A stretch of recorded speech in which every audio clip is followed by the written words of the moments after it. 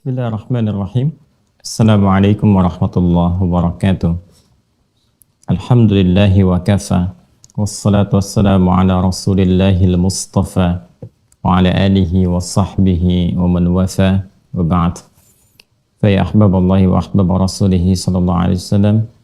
Usi nafsi wa iyyakum bitaqwallahi faqad fazal muttaqun fala tamutunna illa wa antum muslimun. Faqala ta'ala Ya ayyuhalladzina amanu taqullaha haqqa tuqatih wa la tamutunna illa wa antum muslimun. Saudara-saudariku, berjumpa kembali. Alhamdulillah, kita awali dengan bersyukur pada Allah Subhanahu wa taala. Kita masih diberikan kesempatan beraktivitas sesuai dengan ajal yang telah Allah tetapkan. Semoga seluruh aktivitas kita, baik yang telah, sedang atau akan kita lalui, diridhai dan diberkahi oleh Allah Subhanahu wa taala. Semoga seluruh saudara-saudari kita yang berkehidupan, beraktivitas sampai dengan detik ini, namun belum beriman, diberikan kekuatan dalam jiwa dan lisan mereka untuk mampu bersyahadat sebelum wafat dan kembali kepada Allah. Pun demikian, semoga para pelaku maksiat, dan boleh jadi kita termasuk di antara mereka, diberikan kekuatan, hidayah dalam jiwanya, untuk bisa bertobat dan memperbaiki kualitas kehidupan lebih baik, dan semoga kita semua wafat dalam keadaan husnul khatimah insyaallah. Baiklah, kita akan mencoba melanjutkan kajian kita masih dalam pembahasan pokok yang kedua dalam dinul Islam, yaitu pokok ibadah, dan telah kita masuki dari pokok yang kedua itu tentang ibadah di bagian yang pertama, yaitu amalan pokok dalam ibadah berupa salat. Di pertemuan yang lalu, kita telah hadirkan pengantar pokok terkait dengan fikih salat ini, yaitu tentang tata cara bagaimana memahami filosofi salat, mengapa kita mesti menunaikan salat, kemudian dalil-dalil yang terhubung pada perintah salat, baik dalam Al-Quran ataupun hadis-hadis Rasulullah SAW yang mengonfirmasi keterkaitan antara salat dengan iman, ibadah dengan akidah. Pun demikian, kita juga telah membahas tentang manfaat-manfaat salat yang bila kita kerjakan, justru seluruh manfaat dari ibadah ini akan kembali kepada pribadi dan diri kita masing-masing. Untuk itu, tentunya kita berharap bahwa saat kita dapat menunaikan salat ini, mengonfirmasi kekuatan iman dalam diri kita. Kemudian yang kedua, menghadirkan manfaat seperti yang telah Allah sampaikan, dan dirasakan betul oleh orang-orang yang berkehidupan di masa Rasulullah SAW ketika diajarkan oleh Nabi tata cara sholat dengan cara yang benar, maka ketenangan bisa diraih, kebahagiaan, kesuksesan, dan puncaknya adalah keterhubungan dengan Allah Subhanahu wa taala yang itu menjadikan kenikmatan dalam hidup bisa dirasakan. Untuk itulah hari ini kita akan mencoba memasuki bagian pokok tentang teknis pelaksanaan tata cara dan hal-hal yang terkait dengannya. Karena itulah kemudian kita akan langsung saja memulai pembahasan subuh ini terkait dengan tata cara ya. Jadi kita sudah masuk kepada praktek.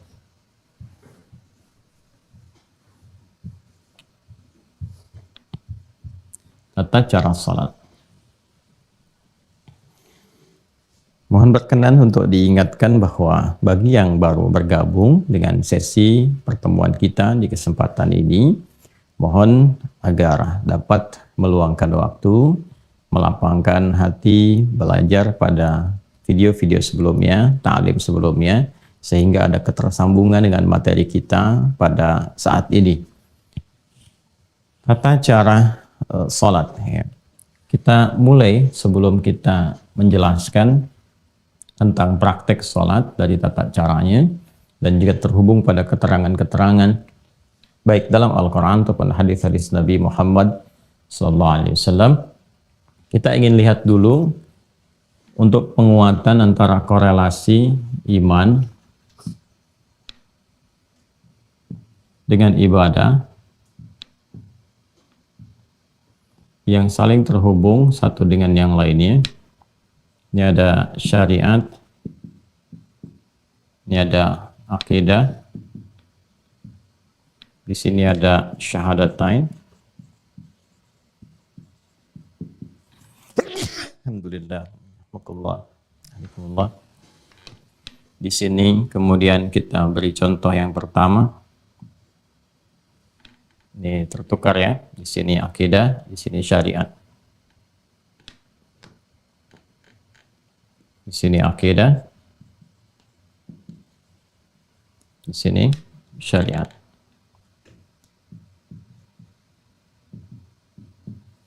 Kemudian ini syahadat, wujudnya syahadatain. Asyhadu an la ilaha illallah, asyhadu anna Muhammadar Rasulullah. Kemudian di sini pembuktiannya, implementasi dari komitmen syahadatain yang pertama adalah ibadah salat. Jelas ya? Baik. Nah, kita akan masuk ke praktek ini. Sebelumnya kita turunkan dulu definisi para ulama tentang salat ini. Ya, kalau kita tuliskan dalam bahasa Arabnya kurang lebih seperti ini, kita ambil yang umum saja. Ya, seperti ini ya. Nanti turunannya juga bisa demikian, seperti ini. Bisa ditulis begini. Ya. Bisa dalam bentuk jamak seperti ini. Sholawat.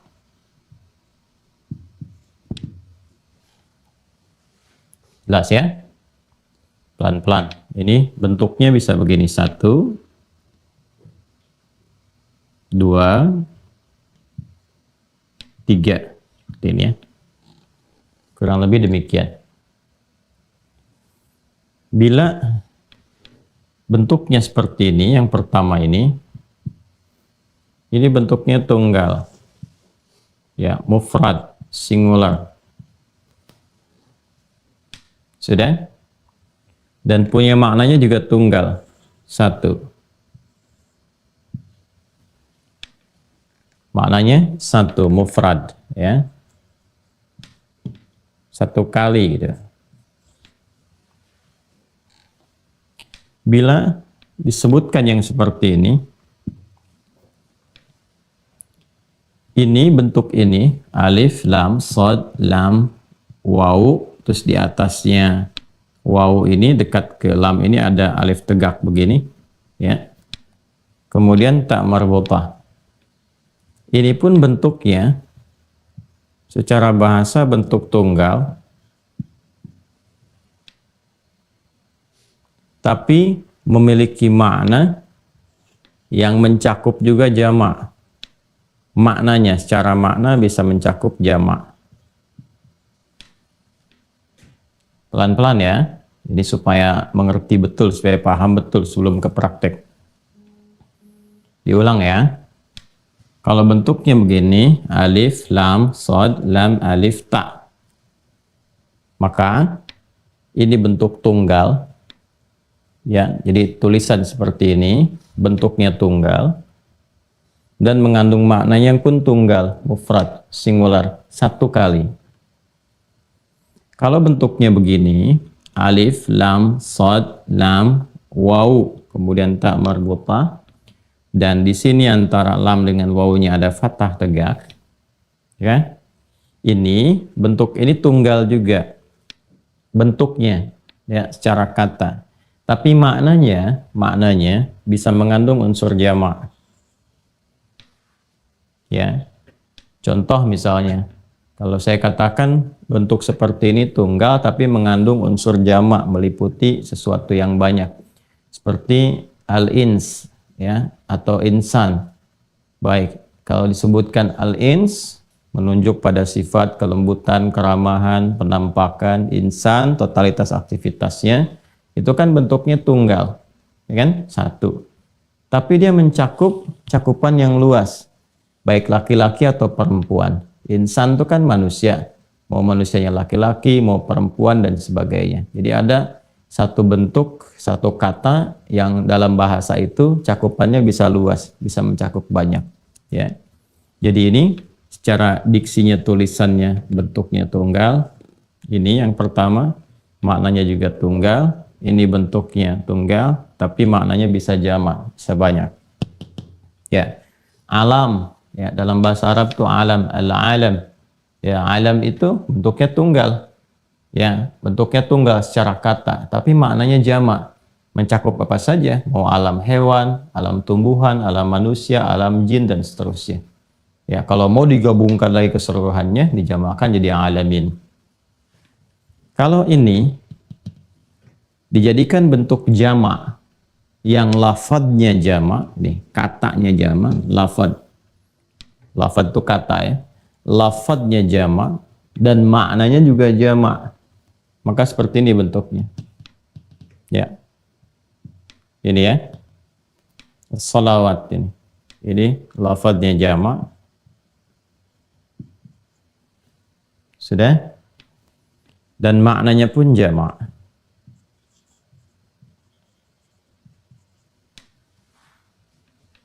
Jelas ya? Baik. Ini tiga ini penting saya sampaikan karena nanti kalau kita menemukan bacaan dalam Al-Quran ataupun hadis-hadis Nabi Muhammad SAW mencakup tentang ini, kita bisa memahami maknanya kemana. Ya? Contoh misalnya, kalau ini sudah jelas, ini tunggal, ini tidak perlu diperdalam lagi. Yang ini nih, ya bentuknya tunggal, tapi maknanya bisa jamak. Ya, maksudnya apa? Kalau disebutkan seperti ini, ya ini yang dimaksudkan adalah menuju kepada pengertian sholat, ke sini, sholat, tapi mencakup semua jenis sholat keseluruhannya. Jadi disebutkan dengan satu lafaz, tapi mencakup umum. Bisa fardu, bisa sunnah, dan sebagainya. Dicakup keseluruhannya. Yang tercakup dalam definisi sholat. Mau sifatnya wajib, ya hukumnya yang fardu, ataupun yang nawafil, nafilah, yang berhukum sunnah. Ini menggunakan bentuk yang seperti ini. Ya, contoh Al-Baqarah di ayat ketiga misalnya. Ya kan? Itu kalimat sholat pertama dalam Al-Quran. Alladzina yu'minuna bil ghaib, ya, wa yuqimunas shalah. Alladzina yu'minuna bil ghaibi wa yuqimunas shalah. Coba buka deh mushafnya. Ya, buka. Kalau Anda buka mushaf, tulisannya harus begini. Yang bentuk kedua ini. Alif, lam, shad, lam, kan wawu, fathah tegak, ta marbutah. Harus berbentuk yang begini. Ya, bukan yang nomor 3 atau nomor 1. Nomor 2 yang ini. Jelas ya? Nanti ada ilmu rasam juga. Ya, ilmu rasam itu ilmu tentang tulisan. Di Al-Quran itu kan saat dituliskan di mushaf, itu mencakup jenis-jenis bacaan dan makna. Tercover di situ, makna dan bacaannya. Itulah mukjizatnya Al-Quran. Saat dibacakan, saat dituliskan pun nggak boleh sembarangan ya tulisannya. Makanya saya sarankan kepada teman-teman, atau juga nanti ada adik-adik yang masih menulis atau di kuliahan, ya kan? Bikin skripsi, tesis atau disertasi, kalau sudah akan menyantumkan ayat, saran saya jangan diketik sendiri. Ya, masukkan misalnya, taruhlah ada dari aplikasi misalnya, ya, atau misalnya ada ya feature-feature tentang Quran yang bisa Anda copy paste dimasukkan, karena dari tulisannya ini punya mencakup makna dan lafaz tersendiri. Ya, jelas ya, seperti ini gambarannya. Alladzina yu'minuna bil ghaib, orang-orang takwa itu adalah orang-orang yang senantiasa meningkatkan imannya. Kalau pakai fi'il mudhari berkelanjutan ya, diterjemahkan lanjut terus-menerus, yang senantiasa meningkatkan imannya. Dengan cara apa? Ya, dia berusaha menunaikan secara maksimal ya salatnya dengan sempurna, wa yuqimunas shalah, berusaha menunaikan maksimal ya salatnya. Jadi bentuknya tunggal salat, tapi mencakup bentuk jama. Apa saja? Ya, jenis salatnya bisa yang fardu, bisa yang sunnah. Jadi kalau orang itu imannya sudah mulai mau meningkat, singkatnya jangankan yang fardu, yang sunnah pun dia kejar. Ya, ini indikator peningkatan iman itu sudah mulai meningkat ya dari aspek ibadahnya. Di pertemuan-pertemuan lalu kita sudah menyampaikan bahwa ibadah ini selain mengonfirmasi keberadaan iman, juga menjadi indikator, ukuran atau parameter kekuatan iman seseorang. Jadi kalau ibadahnya meningkat, ini menunjukkan imannya kuat. Ya, kalau ibadahnya di pokok-pokok saja, imannya standar.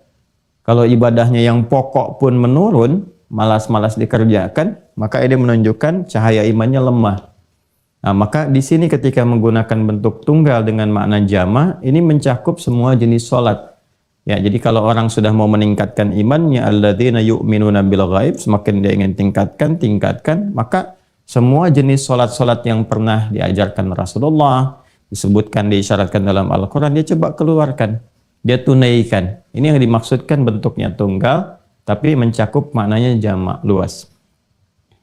Kalau sudah seperti ini, as-salawat ini, alif, lam, sad, lam, waw, alif, tak maftuhah, begini, tak terbuka, maftuhah.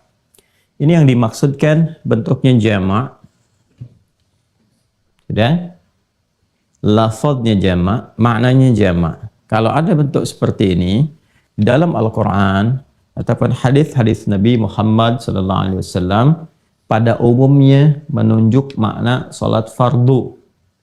Ya, salat fardu. Kalau yang seperti ini nih, bentuk ketiga, yang berhukum wajib. Baik, salat fardu itu kan waktunya ada 5 kan, 17 rakaat. 5 waktu, 17 rakaat.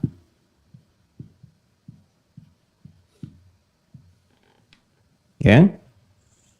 5 waktu subuh, zuhur, asar, maghrib, isya. Ya kan? Baik, nah itu 17 rakaat. Oke, 2 4 4 3 4, 2 subuh, 4 zuhur, 4 asar, 3 maghrib, 4 isya. 5 ini kan bentuk jamak. Ya, saya ulang ya. 5 ini bentuknya jamak. 1 tunggal, kan? 2 itu sudah mutsanna dalam bahasa Arab, bentuk 2 dual. Kemudian lebih daripada itu sudah masuk kepada bentuk jamak. Nah, 5 waktu ini karena masuknya jamak, untuk menunjukkan bahwa ini pokok, dan pokok itu kan sifatnya wajib. Kalau wajib itu sudah nggak boleh tinggal. Ya, sama sekali harus dikerjakan, nggak boleh tertinggal. Jangankan misalnya dari waktunya, dari rakaatnya pun harus sempurna. Betul, waktunya 5, cuman subuhnya 1 rakaat misalnya, ya keliru, ya kan? Tetap harus 5 waktu, 17 rakaat, harus sempurna keadaannya. Ya, karena sifatnya ini mengikat, fardu, pokok, wajib dilakukan, maka kata yang mewakilinya pun harus tegas sifatnya. Ya, nggak boleh bersifat umum. Nah, kalau ini kan masih umum nih, yang ini nomor 2 masih umum, ya kan? Walaupun tunggal mencakup jamak, tapi masih luas. Kalau yang ini jelas tunggal saja, bahkan bisa bermakna secara kebahasaan berarti doa, gitu kan? Nah, kalau yang ini, kalau sudah ada as-salawat, ini sudah jelas penunjukannya, dilalahnya jelas menunjuk kepada yang pokok, yang fardu, dengan jumlah rakaat 17, dengan jumlah waktu ada 5. Contoh misalnya kita hadirkan Quran surah kedua Al-Baqarah ayat 238. Jelas ya? Paling kanan sebelah atas di pojok di mushaf. Ya, untuk mempercepat. Hafizu 'alas salawati. Bentuknya begini. Harus begini. Harus nomor 3. Ya. Hafizu 'alas salawati wassalatil wusta wa qumu lillahi qanitin. Ada ayatnya? Ya, hafizu. Begini ya. Hafizu 'ala as-salawat. Nah, bentuknya harus bentuk ketiga. Ya, perhatikan. Saya tidak mengetahui di terjemahan Anda yang saat ini pegang mushaf misalnya, atau ada aplikasi yang diinstalkan, ini diterjemahkan dengan apa. Ya, walaupun boleh jadi ini rata-rata yang umumnya terjemahkan dengan jagalah gitu kan. Jagalah oleh Anda sekalian waktu-waktu sholat, ya, jagalah oleh Anda sekalian ya sholat-sholat yang telah ditetapkan. Jadi kalau sudah bentuknya begini, ini yang dimaksudkan sholat fardu yang pokok. Ya, jadi jangan sampai tinggal nih, jangan sampai waktunya berkurang atau rakaatnya tidak tepat. Ini sudah sempurna ya, gak usah kreatif. Jadi nggak usah mengurangi atau menambah. Jadi yang sempurna betul itu jangan dikurang, jangan ditambahi. Ya, dikurangi tidak sempurna, ditambah juga menjadi cela. Ingat ya, dikurangi itu tidak sempurna, ditambah menjadi cela. Jadi sudah 5 waktu 17 rakaat. Nah, ini yang pokok sifatnya yang fardu. Maka kalau sudah ditetapkan kata Allah, jaga. Nah, ini bentuk jaganya tuh menggunakan bentuk, kalau di ilmu saraf itu di tasrifnya dari wazan fa'ala yufa'ilu, hafadha yuhafidhu. Asalnya ini. Hafadha yuhafidhu. Ini. Ya. Bukan menggunakan kata hafidha yahfadhu. Yang begini bentuknya, nggak ada alifnya. Sebentar ya, kita detilkan dulu supaya mengerti betul apa yang kita kaji. Kalau begini nggak ada alif, hafidha, ini menjaga. Menjaga. Penjagaannya bisa dijaga secara fisikal, bisa dihafalkan. Dengan menghafal itu menjaga itu supaya nggak lepas. Ya, orangnya disebut hafidh. Hafidh. Orang-orang sekarang penghafal Quran disebut hafidh. Kenapa disebut hafidh? Karena dia menjaga Quran dalam dirinya supaya nggak keluar. Jaga dalam ingatannya, gitu kan? Ya, walaupun para ulama dulu menyebutnya dengan hamilul Quran, ya kan? Ya, kalau di Al-Quran malah disebut dengan zikir hafalannya. Ya, orangnya zakir, ya, zakirun Al-Quran. Kembali ke sini ya. Jadi ini kalau hafidha, menjaga. Kalau yang ini ada alifnya, hafadha, yuhafidhu, ya. Ini sudah ada alif, maknanya mufa'alah, bermakna saling. Saling menjaga. Jadi kalau pakai yang ini nggak pakai alif, hafidha yahfadhu, kata perintahnya ihfadh. Ihfadhu jamaknya, ya. Hafidha yahfadhu, ihfadh. Ihfadh. Begini. Kalau ini hafidhu, dari kata hafadha, ya, ada alifnya. Kalau tambahan ada alif setelah huruf pertama, ini maknanya saling. Wazannya fa'ala yufa'ilu. Ya, kayak musafahah, dari kata safaha yusafihu. Ya, saling bersalaman, saling. Jadi kalau mau salaman itu jangan ya akhlaknya, adabnya, ya kalau kita ingin sama-sama gitu kan menghadirkan ke lapangan, itu berdua menyampaikan seperti ini, saling menjawab. Jadi kalau satu sudah begini, jangan salah satu menyampaikan, satu nggak respon, atau harus dipaksa oleh salah satu, ya. Nah, yang normal itu saling. Makanya sofaha itu kan asalnya sesuatu yang lapang. Jadi kalau orang lapang itu salaman itu ya otomatis saja kedua-duanya saling bersalaman begini, ya. Tapi kalau salah satu ada yang belum lapang, biasanya satu begini, yang satu lambat, atau satu begini gitu ya. Nah, itu bukan disebut musafaha namanya. Karena sofaha itu asalnya sesuatu yang lapang hatinya. Ciri kelapangan hati itu ya bisa dilihat dalam bentuk perilakunya. Salah satunya akan merespon dengan cepat di antara satu dan keduanya. Itu gambarannya. Nah, ini hikmahnya apa menggunakan turunan dari kata hafadha dan kata perintahnya hafidhu, menunjuk makna saling, ya, untuk memberikan kesan bahwa saking pentingnya yang fardu ini, yang pokok ini, yang wajib ini, ya, dan diwajibkan oleh Allah untuk memaksa manusia, hamba-hambanya, mendapatkan rahmat Allah. Karena ada orang-orang yang belum paham gitu kan, bahwa sholat itu penting untuk kebahagiaan. Sholat itu penting untuk kesehatan, jiwa, fisik, dan akal. Sholat itu penting untuk ketenangan, kan? Dan turunan-turunan lain yang telah kita bahas di pertemuan yang lalu. Sedangkan Allah itu kan maha pemilik rahmat yang sempurna, luas rahmatnya. Wasiat rahmatuh, ya? Sangat luas rahmatnya, disebut dengan Rahman, ya, dinamakan dengan Rahim. Saking luasnya, itu Allah sampai memaksa. Kalau nggak sayang, nggak akan dipaksa. Ya, jadi biarkan aja suruh milih. Tapi karena Allah sayang supaya hidup kita itu bahagia, hidup kita itu sukses, nyaman, ya kan? Bahkan diperdengarkan dalam pendengaran kita setiap hari, setiap berganti waktu di setiap hari, ya kan? Dari subuh masuk ke siang, perdengarkan lagi, ke sore perdengarkan lagi, maghrib sampai mau tidur diperdengarkan. Ya, hayya 'alas shalah, salat, hayya 'alal falah, kan? Bukan buat beban, bukan untuk jadi beban, supaya kamu bahagia, sukses. Sebab ini hukum kehidupan begini, sunatullahnya begini. Dari dunia sampai kamu ke alam kubur sampai ke akhirat. Sudah ada sistemnya, Allah yang Maha tahu. Ya kan? Dan tanda kepatuhan kita kepada Allah. Dipaksa itu, hukum wajib ini sifat memaksa karena sayang. Ilustrasinya begini secara sederhana ya. Walaysa kamitslihi syai'. Orang tua itu kalau melihat ada sesuatu yang penting, anaknya ngeyel, dipaksa kan? Udah kamu pergi aja. Kenapa sih mau? Gak usah banyak tanya. Nah kan, kalau udah banyak tanya-tanya begitu, udah langsung disiapin, dipaksa gitu kan? Ya kalau perlu ditarik dan sebagainya. Pada sesuatu yang sangat penting. Ya, hari mau wisuda masih santai-santai. Udah tahu macet masih santai-santai. Akhirnya kan dipaksa kan? Ya, dan seterusnya.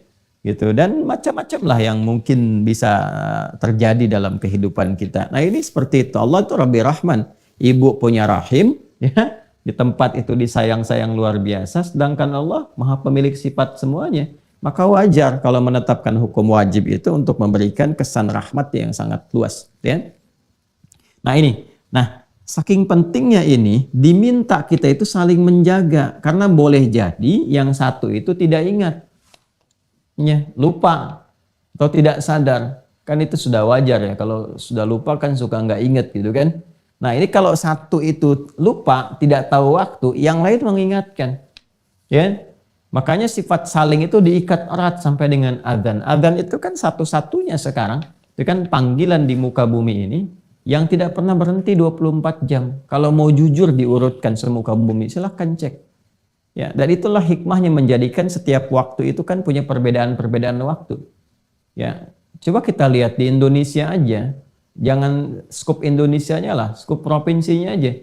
Ya, dari Sabang sampai Merauke. Saya misalnya sekarang di Jawa Barat misalnya saat ini. Ya, coba bisa dilihat di Bekasi dengan di Bandung, ya, atau nanti ke Bogor, ke Depok dan sebagainya, itu bisa ada perbedaan waktu, baik dari detik sampai ke menit. Jadi menariknya satu tempat pun sini adzan, selesai, tempat ini adzan, terus adzan. Kalau kita lihat tuh 24 jam gak berhenti itu. Ya, untuk menunjukkan kesan bahwa ya hidup manusia itu harus bahagia, harus sukses, jangan lupa harus tenang dan sebagainya. Kuncinya ini. Ya, kadang-kadang memang ada yang aneh dalam kehidupan tuh. Minta diberikan jalan tapi jalannya nggak ditempuh. Ya, diberikan jalan sholat malah pilih jalan ninja. Ini jalan ninjaku, bukan. Jalan sholatmu itu yang harus diambil. Itu kebahagiaanmu itu ada di situ gitu. Suksesnya ada di situ. Kenapa harus cari yang lain? Ya kan? Nah, jadi ini gambarannya ya. Ya, jadi disinilah penting kemudian ini diterjemahkan dalam bentuk perilaku. Karena itu wajar kalau dalam kehidupan, awas ya, karena ini fitrah. Ini sudah firman Allah. Kalau sudah firman melekat jadi fitrah. Ya, karena itu wajar kalau tiba-tiba kemudian ya ayah ibu bisa mengingatkan anak, nah sudah adzan, oh iya mah, karena ini sifatnya sudah melekat, ya kan? Atau anak bisa mengingatkan orang tua atau bahkan teman, atau yang paling dahsyat yang belum beriman teman anda, ya jalan dengan anda adzan itu bisa mengingatkan, sudah adzan dulu, apa kamu nggak sholat dulu tuh, ya, nah, itu bersyukurlah, alhamdulillah kan artinya ada satu pancaran yang sampai kepada jiwa dia, tinggal anda sebagai temannya bagaimana mendoakan dia, bermohon kepada Allah dalam setiap sujud anda di malam hari, menyontohkan nilai keislaman yang baik kan, nah, sehingga dia berkesempatan mendapatkan hidayah Allah Subhanahu wa taala untuk bersyahadat. Nah, ini ya sifatnya saling. Nah, ini kalau kita bawa ke dalam kehidupan berkeluarga atau kehidupan sosial misalnya, ada dipraktekkan. Saling itu kan wasilahnya banyak. Bisa dengan lisan mengingatkan bagi yang tahu kan? Atau nanti dibuatkan jadwal-jadwal sholat, tempel tuh. Ya, kalau perlu ditempelkan di dinding misalnya, di kamar, di meja makan, nggak apa-apa, ditempelkan aja waktu-waktu sholat itu. Ya, supaya diketahui. Ya, kalau mau ditempelkannya dengan kreativitas deh. Ya. Waktu sholat, waktunya kamu bahagia. Ya, engkau mencari kebahagiaan, ini waktunya. Engkau mencari kesuksesan, ini jalannya. Ya, dan seterusnya. Jadi kita tuh paham begitu melihat waktu sholat. Nah ini nih, waktu bahagia saya nih. Ya, waktu curhat saya, waktu sukses saya. Ini, jadi cara-cara seperti itu memberikan ibadah itu ternikmati, memberikan kesan ternikmati. Nanti dengan pembelajaran, kehusyuan bisa hadir. Bagaimana caranya kita nikmat ibadah ya, dan khusyuk dalam menjalaninya. Nikmat, senang, nyaman dengan memahami hikmah di balik itu. Kemudian juga khusyuk dilahirkan dari pemahaman ya tentang tata cara pelaksanaannya. Sudah paham ya? Kalau sudah mengerti ini semua, baru nanti sebelum masuk ke praktek, kita jelaskan dulu ya maknanya, definisinya, artinya. Dari definisi itu baru diketahui praktek. Jelas ya? Baik. Kalau kita ingin turunkan definisi, maka kita gunakan dulu dari kata yang paling awal ke sini, ya. Salat. Tuliskan dulu ke sini. Salat secara bahasa, secara etimologi. Nah, di Islam itu Masya Allah ya, tradisi keilmuannya itu luar biasa gitu. Jadi semua hal yang akan dikaji itu selalu diawali dengan definisi dulu untuk membatasi ruang pembahasan ya, supaya tercakup apa yang akan dibahas dan mengeluarkan yang tidak penting, yang tidak perlu dibahas, ya kan? Dan esensi-esensi pembahasan itu terkumpul dengan sempurna dan memberikan kesan penguat yang dimaksud, yang mau dibahas itu dalam aspek ini ya, bukan aspek-aspek yang lain, sehingga disebut ta'rif itu al-jami' wal mani', ya. Al-jami' wal mani, yang mencakup dan melarang, mencakup semua yang akan dibahas, melarang yang tidak terkait supaya masuk ke dalamnya. Ya, ini gambarannya. Jadi secara bahasa dulu, kalau bahasa nanti ini memiliki keumuman makna, mau ditarik kemanapun, ya itu bisa memungkinkan. Secara bahasa, kata sholat ini itu punya makna yang serupa dengan doa, doa, ya berarti doa. Anda kalau mau buka kitab fikih manapun yang menerangkan tentang sholat dengan pendekatan mau dari jalur mazhab manapun.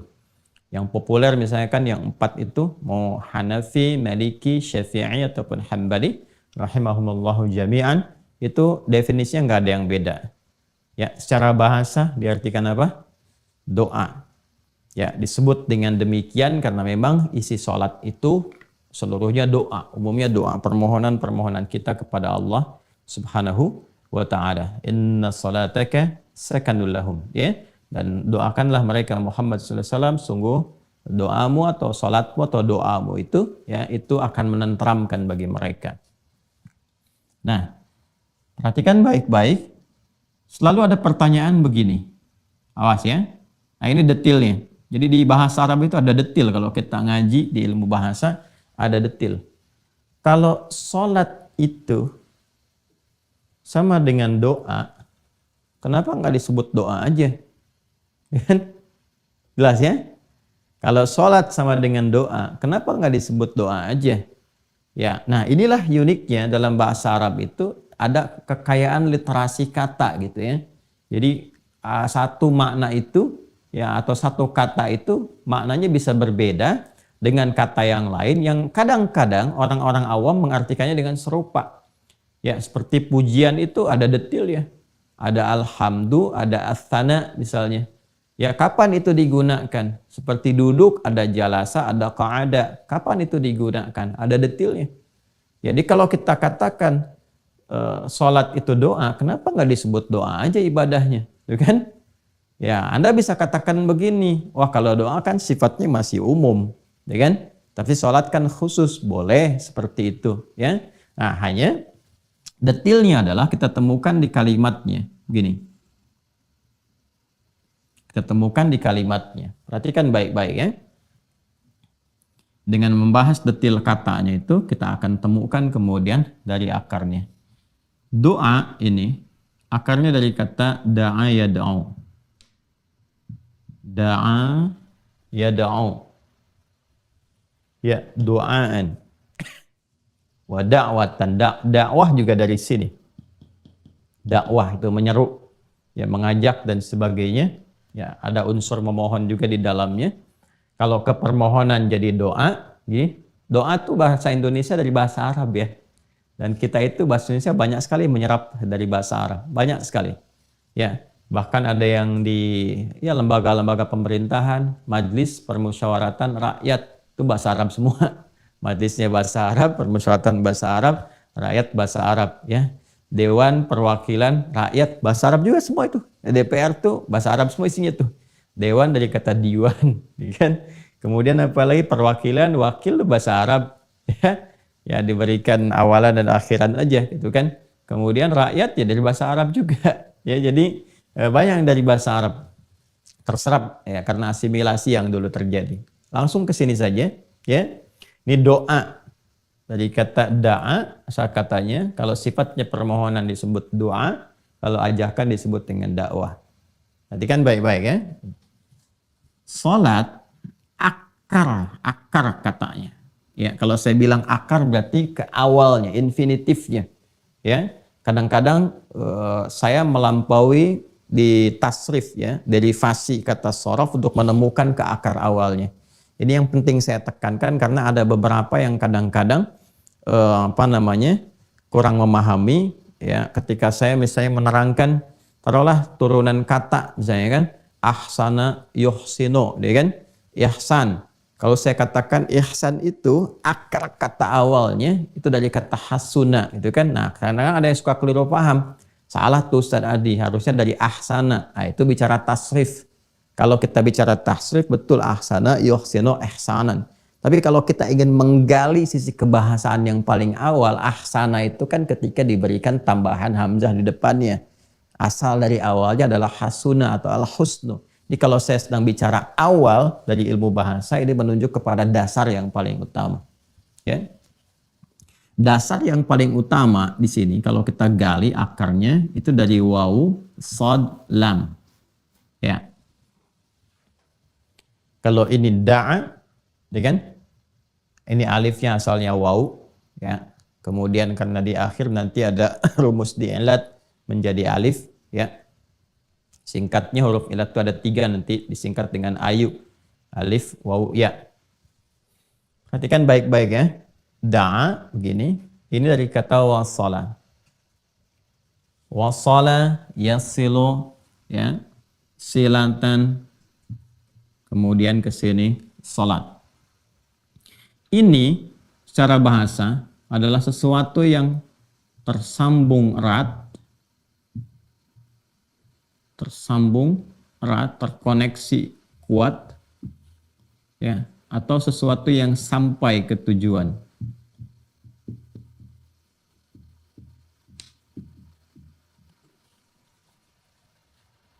Pelan-pelan ya. Kita masih bahas pengertian bahasa nih. Wasala itu dasarnya sesuatu yang tersambung erat atau sampai ke tujuan. Ya kan?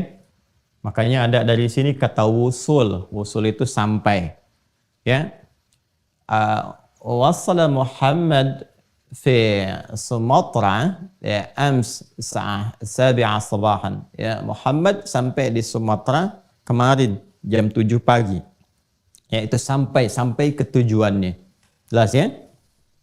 Sesuatu yang tersambung atau terhubung secara erat. Juga akarnya dari sini. Silah, wasala yasilu, ya, ada waslan, wusul, silatan, silah. Silah. Wesel itu dari bahasa Arab juga tuh, wesel. Artinya sesuatu yang sampai, kalau ngirim diharapkan sampai ke tujuan. Ya. Silah, sesuatu yang terhubung erat. Masih ingat silaturahim? Ya kan? Silaturahim, kalau Anda mau kumpul-kumpul kan Anda katakan saya mau silaturahim dulu, ya kan? Nah, silah itu artinya sesuatu yang terhubung dengan kuat. Ya, rahim, satu bentuk perhatian, kasih sayang yang bersumber dari hati yang paling dalam. Bentuk perhatian, kasih sayang yang bersumber dari hati yang paling dalam. Jadi diharapkan dengan bertemu itu, ya kan?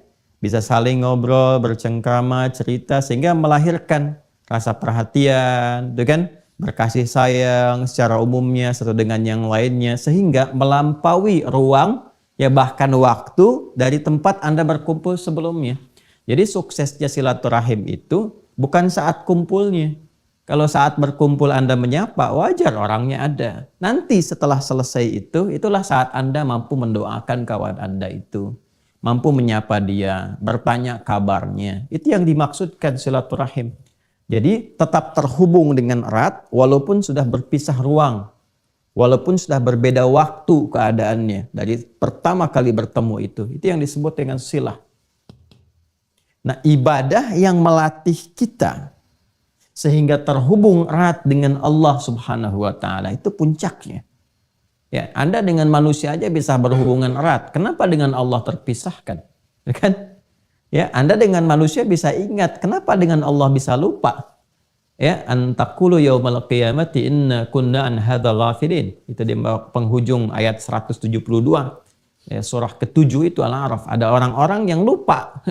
Mengatakan kepada Allah, saya lupa ya Allah. Ya, nasullaha, ya mereka lupa dengan Allah. Kok bisa gitu? Dengan manusia bisa ingat, dengan penciptanya sendiri dia lupa. Nah, maka kita dilatih oleh Allah, ya kan? Untuk melakukan ibadah yang sifatnya diwajibkan, sehingga dengan itu mengoneksikan diri kita, menghubungkan erat dengan Allah Subhanahu wa taala. Nah, ibadah yang melatih diri kita itu sehingga terhubung selalu terkoneksi dengan erat ya kepada Allah Subhanahu wa taala, itu ibadahnya disebut dengan salat.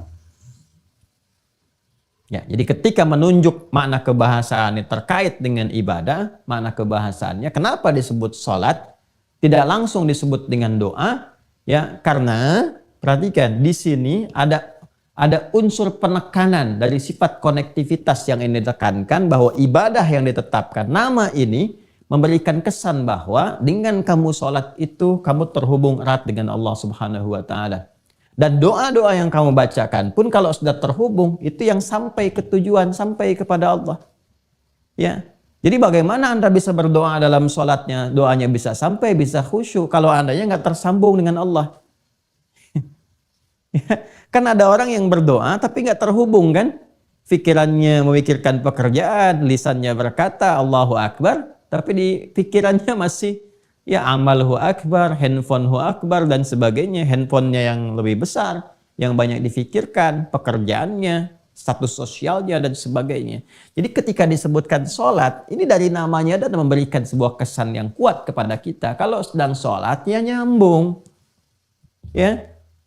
Ya, kalau sedang sholat, tepikan yang lain. Bangun konektivitas terhubung dengan Allah. Supaya apa? Supaya apa yang kita mohonkan dari kebutuhan kita itu, yang kita ingin bahagia, ingin sukses, ingin tenang hatinya, punya persoalan yang ingin disampaikan, pengen dijawab doanya, supaya sampai kepada Allah ini semua, maka terhubunglah.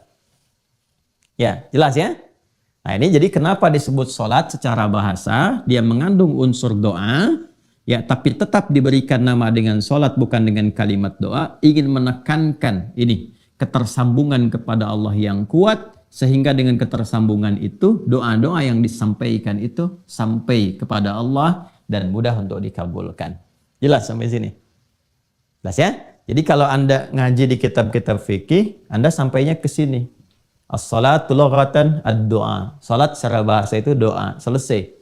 Tapi kalau Anda ingin dalami sampai ke sini, ya ke fikih lughah, nanti mungkin di pertemuan berikutnya ya, kalau kita coba ada kesempatan kita tunjukkan beberapa referensi tentang buku-buku kebahasaan. Sehingga nanti kalau Anda tanya yang senang baca, senang cari referensi, nah ini Anda bisa cari di kitab ini, kitab ini, kitab ini.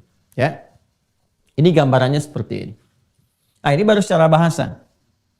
Jadi sekarang mengerti kenapa disebut dengan sholat.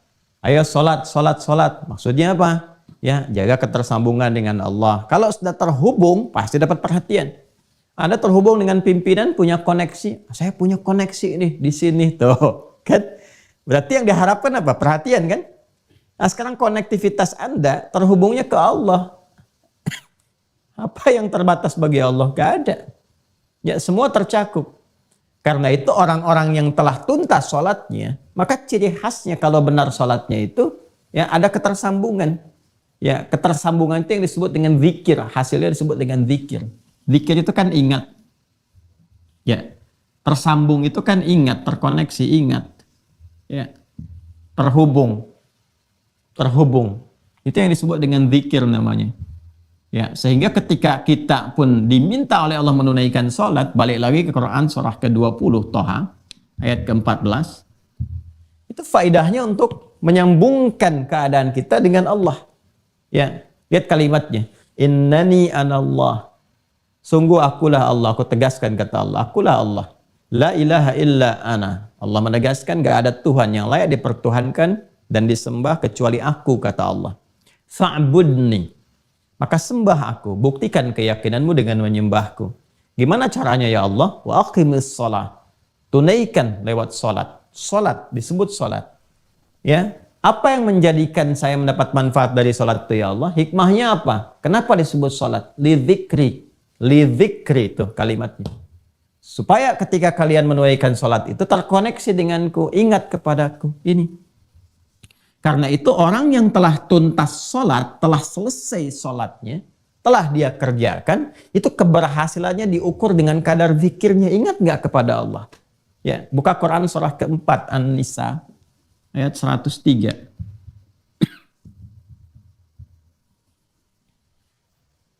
Ya, Quran surah 4 An-Nisa ayat 103.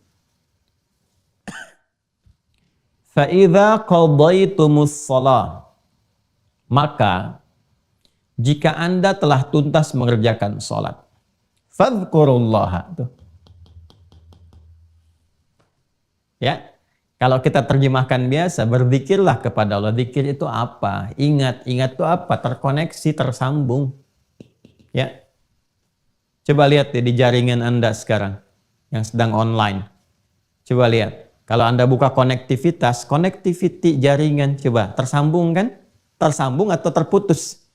Coba lihat di pinggir komputer Anda itu sebelah kanan. Ya, atau atas tuh. Sinyal terputus, sinyal tersambung kembali. Tersambung itu ya ini zikir. Ya. Fadhkurullaha. Maka orang yang telah tuntas mengerjakan sholat itu, ciri khas keberhasilan sholatnya itu bisa terlihat akan konektivitasnya kepada Allah. Segera sambungkan dirimu, koneksikan.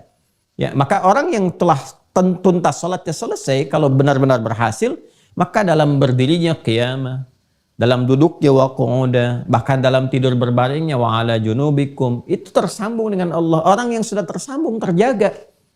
Ya, dia ingat Allah. Kalau sudah ingat Allah kan dia berdiri mau jalan, nggak mungkin melakukan tindakan yang tidak disukai Allah, karena saat dia akan bertindak dia ingat Allah.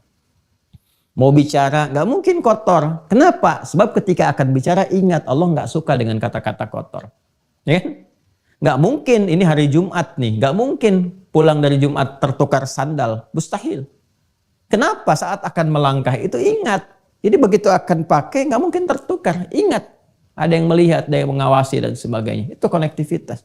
Nah, orang-orang yang terus tersambung seperti ini, ya tersambung dengan kuat, maka apapun yang dia mintakan kepada Allah, itu akan terkabul dengan cepat.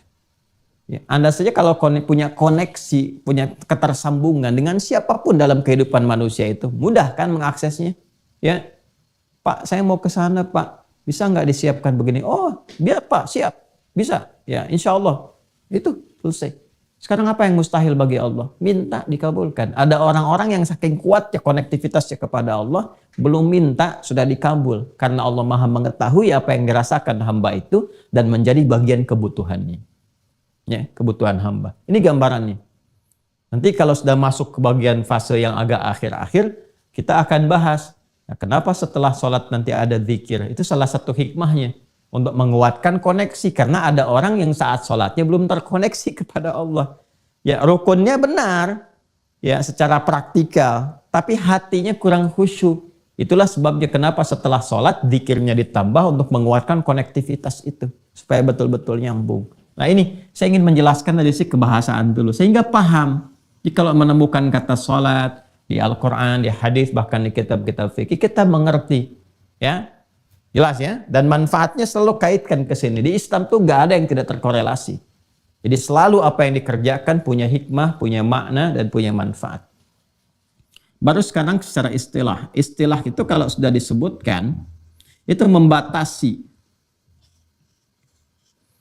ruang yang akan dikaji atau diuraikan sesuai dengan frame istilah yang dimaksudkan. Dalam istilah apa?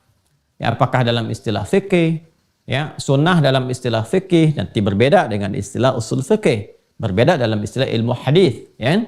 Nah, sekarang sholat secara umum disebut doa. Barangkali juga nanti yang lain-lain bisa menyebutkan tuh umat ini sedang sholat, ini sedang sholat, sedang sholat. Yang dimaksudkan dalam istilah fikih Islam. Ya, kalau dalam Islam ini yang dimaksudkan sholat.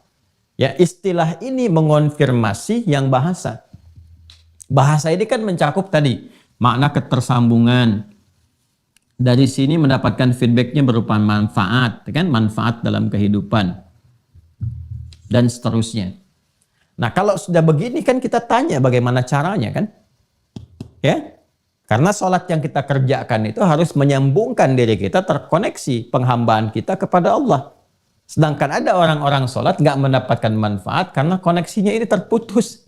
Ya, ada yang lemah. Gitu aja lah, kan kita ini sholat tuh online, kan? Online itu kan terhubung. Ya, sekarang Anda sedang online. Kalau sinyalnya jelek, koneksinya putus, bisa nggak sekarang menyimak? Tidak bisa. Ya, bagaimana Anda bisa menyimak dengan baik, bisa khusyuk? Kalau putus-putus kan, ini buffering nih, muter-muter. Nah, ada orang yang sholatnya buffering tuh. Di kepalanya muter-muter. Dunia macam-macam. Ya, padahal mijit nomornya benar. Kan nomornya kalau online sholat kan 24434 tuh kan online-nya. Hotline sholat tuh 24434. Duanya subuh, 4 duhur, 4 asar, 3 maghrib, 4 isya. Bikin status tuh, udah hotline belum hari ini? Hotline ritual, kan? Itu kan ada orang yang betul mijit nomornya, cuman jaringannya, ya sinyalnya nggak kuat. Ya, itu jaringan-jaringan tubuhnya tuh, yang otaknya, yang macam-macam kemana-mana. Makanya nggak terkoneksi. Nah, sehingga dari situ manfaat gak didapatkan.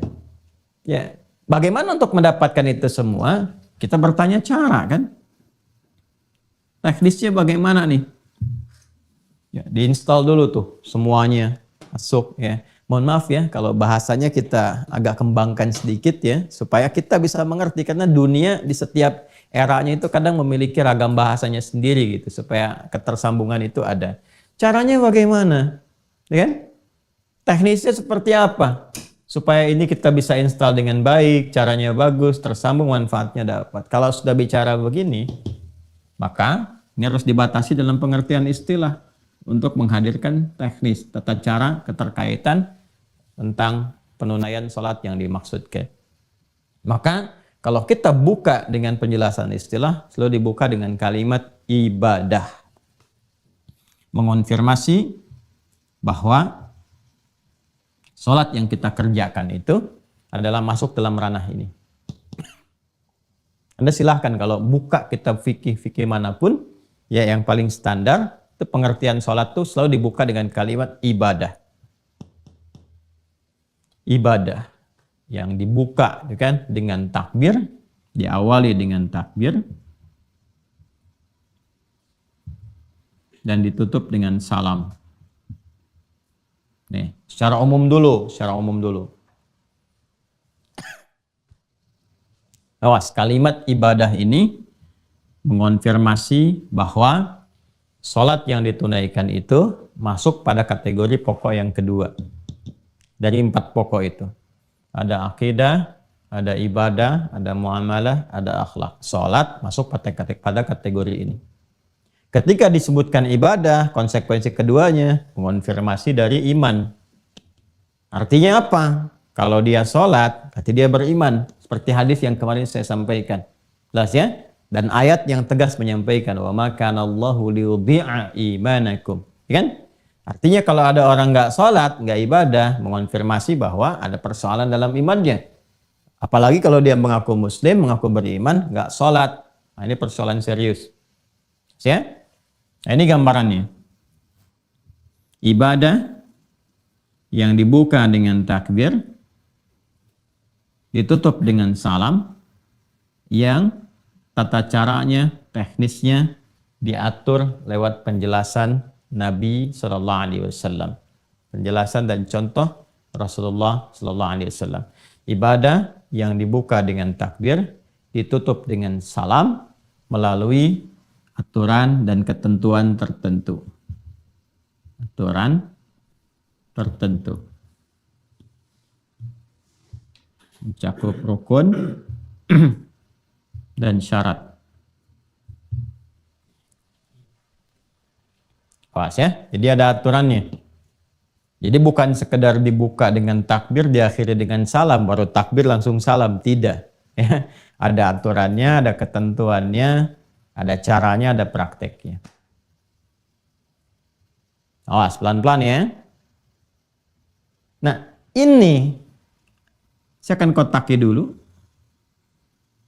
Ini yang memberikan batas tentang pengertian sholat yang mencakup makna ibadah di dalam Islam, yang dengan penunaian ibadah seperti ini sesuai dengan kualifikasi yang disebutkan, ini yang bisa menjadikan kita sampai tersambung kepada Allah. Mendatangkan kekhusyuan, apa yang kita inginkan itu khusyuk, menikmati ibadah. Dan dampaknya pada kehidupan melahirkan manfaat. Tanha anil fahsyai wal munkar, tatmainnul qulub, falah, kan? Itu dampaknya dari sini ke sini dulu, nyambung dulu baru dapat. Ya. Makanya yang qad aflahal mu'minun itu, qad aflahal mu'minun, yang akan dapat falah insan beriman itu, sukses, bahagia kapan? Ya alladzina hum fi salatihim, yang mereka itu kualitas salatnya khasyi'un, khusyuk, nyambung dulu. Begitu tersambung, ada kenikmatan dalam sholat, minta sesuatu, apa aja dikabulkan, falah dapat. Itu yang dimaksud hayya 'alal falah. Nah, cara ini harus terpenuhi dulu. Untuk khusyuk ada cara. Ya, jadi kalau kita mau ambil di sini, ya, tabelnya begini ya urutannya nih. Caranya, dari cara dapat kekhusyuan, ya. Dari khusyuk kemudian mendapatkan manfaat. Manfaat ini banyak nanti. Ada terkait dengan dunia, ada terkait dengan alam kubur, ada terkait dengan akhirat. Dan konfirmasi di akhirat saat hisab pertama kali itu sholatnya. Ya, punya koneksi nggak dengan Allah tuh? Ya, tersambung nggak? Ya. Dia ada hubungan hamba dengan pencipta nggak, khalik makhluk nggak? Itu yang pertama dikonfirmasi sholatnya dulu. Ya, inna awwala ma yuhasabu bihil abdu yaumal qiyamati as-shalah. Amalan pertama yang akan dihisab di hari kiamat itu sholat. Ya, idza salahat salaha sairu amali. Ya, jika bagus sholatnya, ini pertanda baik amal-amal yang lainnya. Wa idza fasadat fasada sairu amali. Dan jika jelek sholatnya, ada persoalan, ini menjadi pertanda yang tidak baik untuk amal-amal yang lain. Karena ini amalan pokoknya. Ya, ini tiang-tiangnya. Ya, ini ya. Jadi kalau kita ingin sampai ke sini nih pertanyaannya, ya, Ustadz, kok bisa sholat mencegah perbuatan keji dan mungkar yang dulu-dulu, gitu kan? Ya, itu terjadi. Kenapa yang sekarang sholatnya sama, tapi tidak melahirkan manfaat-manfaat yang dimaksudkan? Cek khusyuk nggak sholatnya, ya? Oh ternyata nggak khusyuk. Kenapa? Lihat caranya, cara menunaikannya. Nah ini persoalannya. Jadi kalau caranya benar, lahir kehusyuan, ternikmati sholatnya, manfaat datang. Dunia yang 5 kemarin kita sebutkan, ya. Alam kubur terjaga, nanti dibuktikan saat masuk kuburan. Kalau sekarang kan belum kelihatan. Jadi saat masuk kubur baru terasa. Ya kalau ingin cepat merasakan, ya nggak bisa juga sesuai ajal. Kalau ajalnya tiba, baru kemudian masuk ke sini. Di akhirat jelas, semua terkonfirmasi, semua jelas. Hadisnya, ayatnya, dan sebagainya.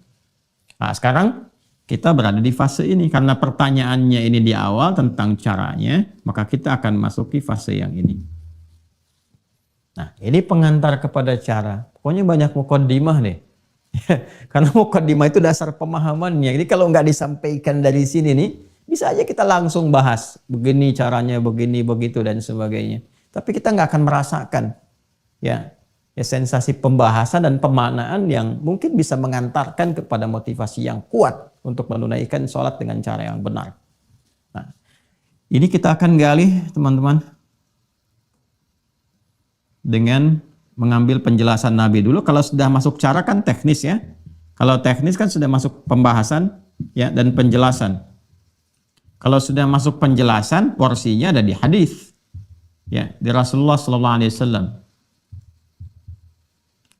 Rasulullah sallallahu alaihi wasallam Temukannya di hadis. Ya, kalau cari dalil perintah di Al-Qur'an.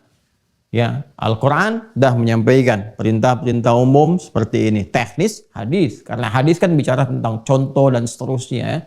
Ya, kalau semua dijelaskan di Quran, betapa tebal Qurannya itu. Karena semua detil ada di situ. Tidak. Itulah indahnya Islam. Yang terkait dengan praktikal bisa dilihat, ada kemudahan. Ya, tapi hal-hal umum yang secara prinsip mesti ada, langsung firman turun. Supaya nggak beda antara lafaz dengan makna. Yuk kita cek dalam hadis. Kita ambil dua yang paling sahih saja dulu ya, karena ini baru dasar. Nanti setelah itu baru masuk kitab sunan. Ya, kita ambil di Al-Bukhari. Ya, diambil tuh dilihat, maksudnya dicek, bukan diambil Al-Bukharinya. Ya, hadis riwayat. Kalau saya sebutkan HR, ya, hadis riwayat. Kalau saya sebutkan QS, Al-Quran surah. Jelas ya? Supaya sepakat dulu ya.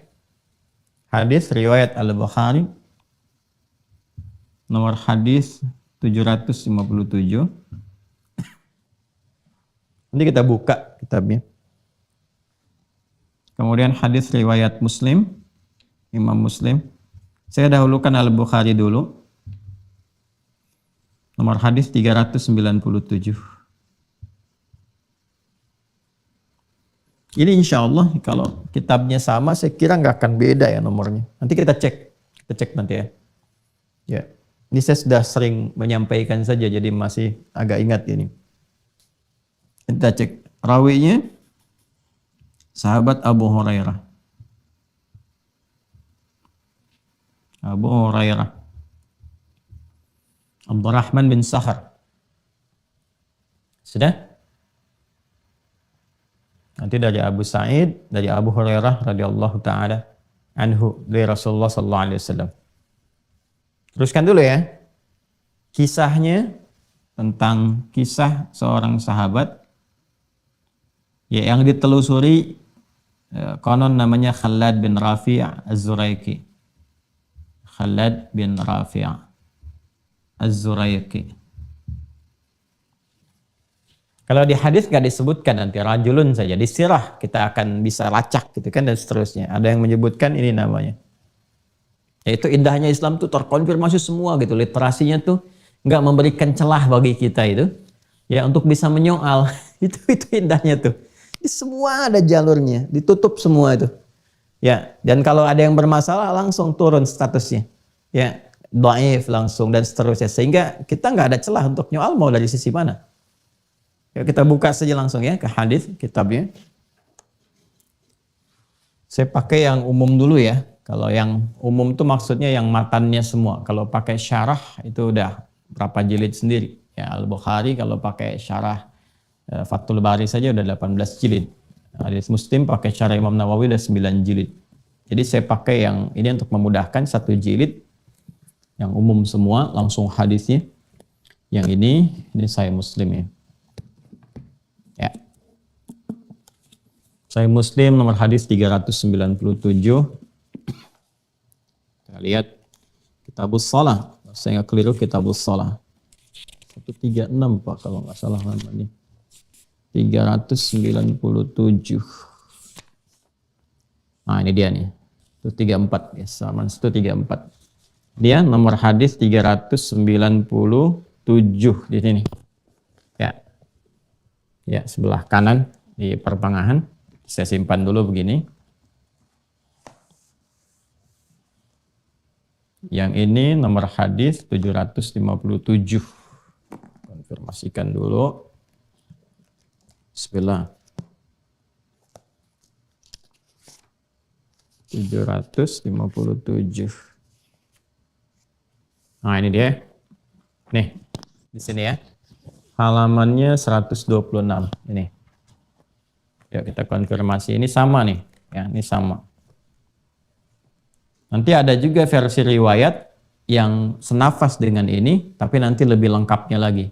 Karena saya pernah sampaikan kan kepada Anda, kalau Nabi menyampaikan, ada yang disampaikan tuh 10 orang ya, yang mendengar atau menyaksikan. Kadang-kadang kalau cerita lagi kepada yang lain kan, ya isinya sama, Tetapi kadang-kadang versi bahasanya berbeda, ada yang menyampaikan cara singkat begini, ada yang menyampaikan urutan-urutan dari awal, ya kan? Kamu tadi ngaji apa sama Ustadz Adi? Ya, ada 3 yang menyimak secara bersamaan. Itu ceritanya bisa beda tuh, walaupun mungkin yang disampaikan isinya sama. Ada yang mengurutkan, saya tuh ngaji tadi ya, nungguin dari jam 5, Ustadznya mulai dari jam 5.20. Ya, ada pembukanya dulu begini. Ada yang langsung nyampaikan, tadi saya ngaji pergi sholat, ya itu pembuka dulu mukadimah sampai 1 jam lebih, ya, baru masuk kepada intinya. Ada yang langsung tadi ngajinya tentang fikih sholat, cara sholat begini, manfaatnya begini, macam-macam. Intinya kan sama, cuma nanti dari gabungan semua itu kita mendapatkan manfaat lebih luas. Itu di ilmu hadis disebut al-jam'u wat taufiq, mengumpulkan semua yang terkait dengan referensi riwayat, lalu diambil petunjuknya kemana arahnya. Nah, itu yang dilakukan. Baik, kita dahulukan Al-Bukhari ya, karena tadi nulisnya di situ di Al-Bukhari. Sekali lagi ini kitab yang Al-Bukhari, halaman 126, ya, nomor hadis 757. Ya, saya bacakan di Kitabul Adzan ya, topik yang ke-10. Bismillahirrahmanirrahim. Qala al-Imam al-Bukhari, qala haddatsana Muhammad bin Bashar qala haddatsana Yahya bin Ubaidillah qala haddatsani Sa'id bin Abi Sa'id an abihi an Abi Hurairah radhiyallahu taala anhu. Nah, ini tadi yang saya sampaikan. Hadis riwayat Abu Hurairah. Clear ya? Jelas ya? Baik, jadi rawinya sesuai. Anna Rasulullah sallallahu alaihi wasallam, bahwa Rasulullah sallallahu alaihi wasallam beliau mengisahkan, ya dakhala al-masjid, satu kali memasuki masjid. Kalau sudah pakai al-masjid ya alif lam, ini umumnya dipahami Masjid Nabawi. Ya, masuk ke Masjid Nabi. Fa dakhala rajulun fa shalla. Ya, maka enggak lama setelah itu ya, jadi begitu Nabi masuk, di belakangnya masuk juga seorang lelaki. Pakai fa. Ingat ya, fa pernah saya terangkan. Harfu atfin rabitin baina syai'aini bila hudud, ya, huruf yang menyambungkan konjungsi antara 2 peristiwa tanpa jeda. Peristiwa pertama, Nabi SAW masuk ke masjid. Peristiwa kedua, seorang lelaki, sahabat juga masuk ke masjid. Ya. Di awal-awal ya, di awal-awal nih masa-masa keislaman, artinya masa-masa sholat diajarkan. Kan sholat itu diturunkan perintahnya setahun sebelum hijrah kan, ke Yathrib, kelak jadi Al-Madinah Al-Munawwarah. Ini di awal-awal masa Islam. Nabi masuk, laki-laki ini masuk juga. Nah, ini antara Nabi masuk dengan laki-laki masuk ini jedanya nyaris tanpa jeda. Jadi masuk, ini masuk. Ikut ya. Kemudian fasalla. Nah, orang ini salat. Ya, bisa dipahami nanti kalau kita duga, ini kan baru masuk masjid. Berarti kan yang paling gampang tahiyatul masjid kan. Ya, kalau salatnya sudah masuk salat yang fardu pasti berjamaah. Nabi ngimamin salat di belakang Nabi. Redaksinya pasti akan berbeda. Redaksinya orang itu misalnya sholat ngikut Nabi, makmum, tapi ini tidak. Ya, ini terpisah. Jadi Nabi sudah masuk, orang ini masuk, dia sholat. Diduga kuat ini sholatnya tahiyatul masjid. Nah, maka sunnahnya saat masuk masjid, ya kita tunaikan tahiyatul masjid kalau waktu itu memungkinkan. Tahiyatul masjid itu adalah setiap sholat yang dikerjakan 2 rakaat. Ya, di awal kita saat memasuki masjid. Jadi apapun jenis sholatnya tidak dirinci. Ya. Idza dakhala ahadakumul masjid fala yajlisa hatta yusalli rak'atain. Kalau Anda satu di antara Anda itu masuk masjid, maka disarankan tidak langsung duduk ya, kecuali diawali dengan salat 2 rakaat. 2 rakaat itu umum sifatnya apa saja. Ya, kalau Anda misalnya datang bersamaan dengan 2 rakaat sebelum subuh, ya Anda tunaikan 2 rakaat sebelum subuh. Nah, itu sudah masuk kategori tahiyatul masjid juga. Jadi dari penamaannya masuk tahiyatul masjid, jenisnya bisa macam-macam. Ya, bisa 2 rakaat misalnya nawafil, yang sunnah, rawatib bisa. Ya, atau begitu masuk sudah dimulai sholat fardu, jangan sholat sunnah sendirian, tidak. Langsung aja ikuti sholat subuhnya itu.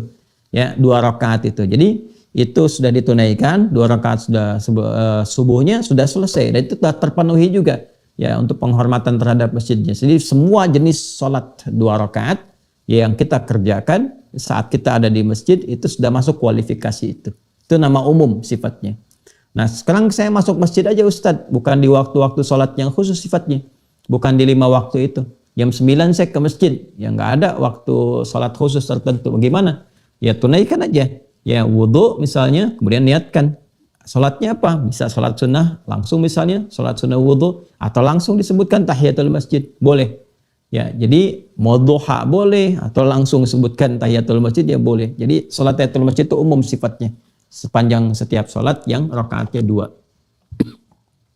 Nah, jadi orang ini salat fasallama. Ya, fasallama 'ala nabiyyi sallallahu alaihi wasallam. Begitu selesai salat, dia mendatangi Nabi. Di redaksi lain nanti ada yang lebih panjang. Ya, begitu dia fasallama, ya, dia salam, thumma atan nabiyya sallallahu alaihi wasallam. Ya, dia datang kepada Nabi sallallahu alaihi wasallam. Ini redaksinya dipersingkat. Tadi kan gimana orang yang menyampaikan kepada kita itu redaksi yang diterima dari orang-orang yang ada, dia mengisahkan sampai kepada kita. Fasallama 'ala Nabi sallallahu alaihi wasallam, maka dia datang kepada Nabi sallallahu alaihi wasallam mengucapkan salam. Faradda, maka Nabi membalas salamnya. Nah, ini ingat ya. Menyampaikan salam sunnah, menjawab hukumnya wajib. Jadi kalau orang mau siapapun ngasih salam, jawab. Ya, jawab. Jangan melihat perasaan karena itu hukumnya wajib. Ya, kalaupun ada sedang bersengketa, dia mengucapkan salam, jawab dulu aja. Waalaikumsalam warahmatullahi wabarakatuh. Itu bisa melenturkan juga. Ya. Ya, ada suami istri sedang punya masalah, suami pulang ke rumah, assalamualaikum, lam. Atau dilirik apa? Kok nggak dijawab mah? Ya, sir. Salam nggak bisa sir, jahar, ribut lagi deh. Enggak, ya, salam jawab aja. Ya, boleh jadi dengan itu nanti ada satu hikmah tertentu untuk melembutkan jiwa.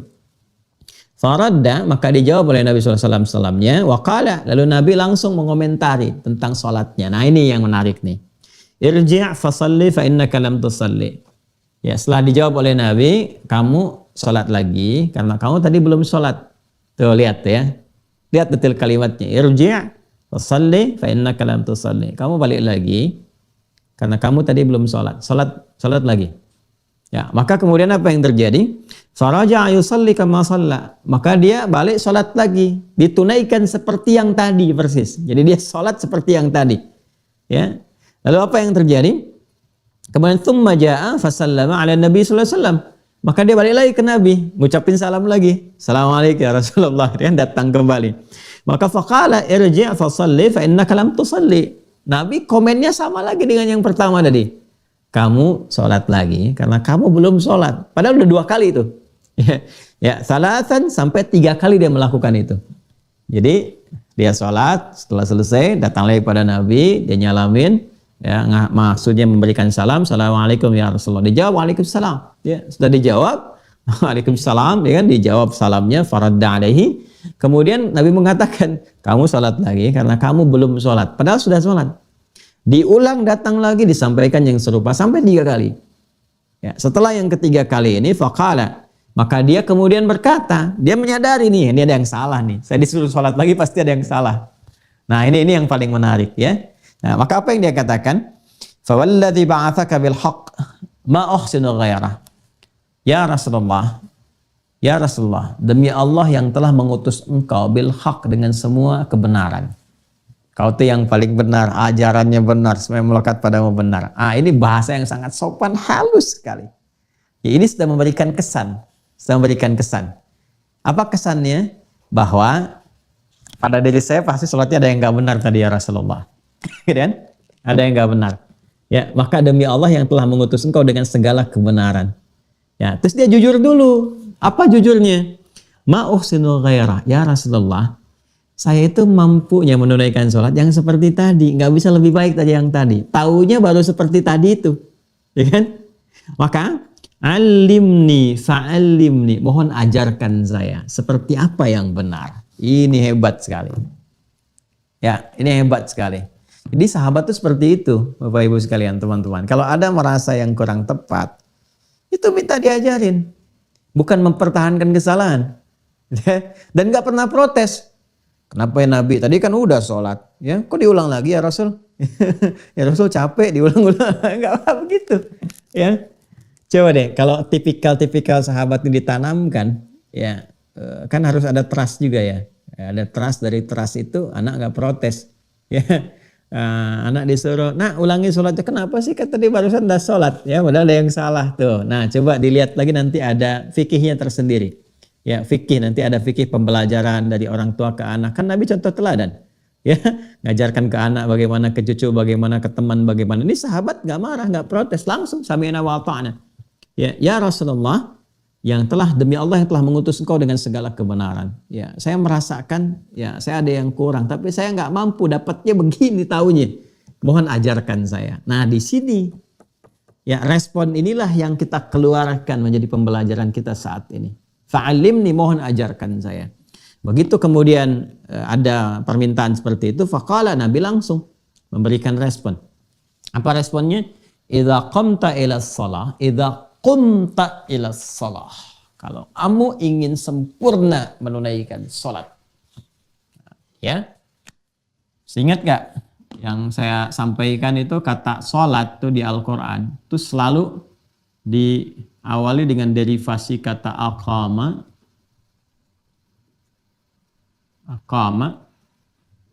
yuqimu, iqamatan.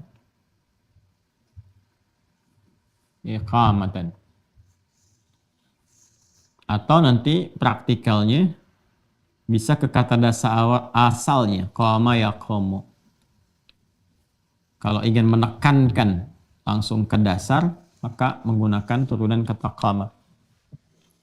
Kan?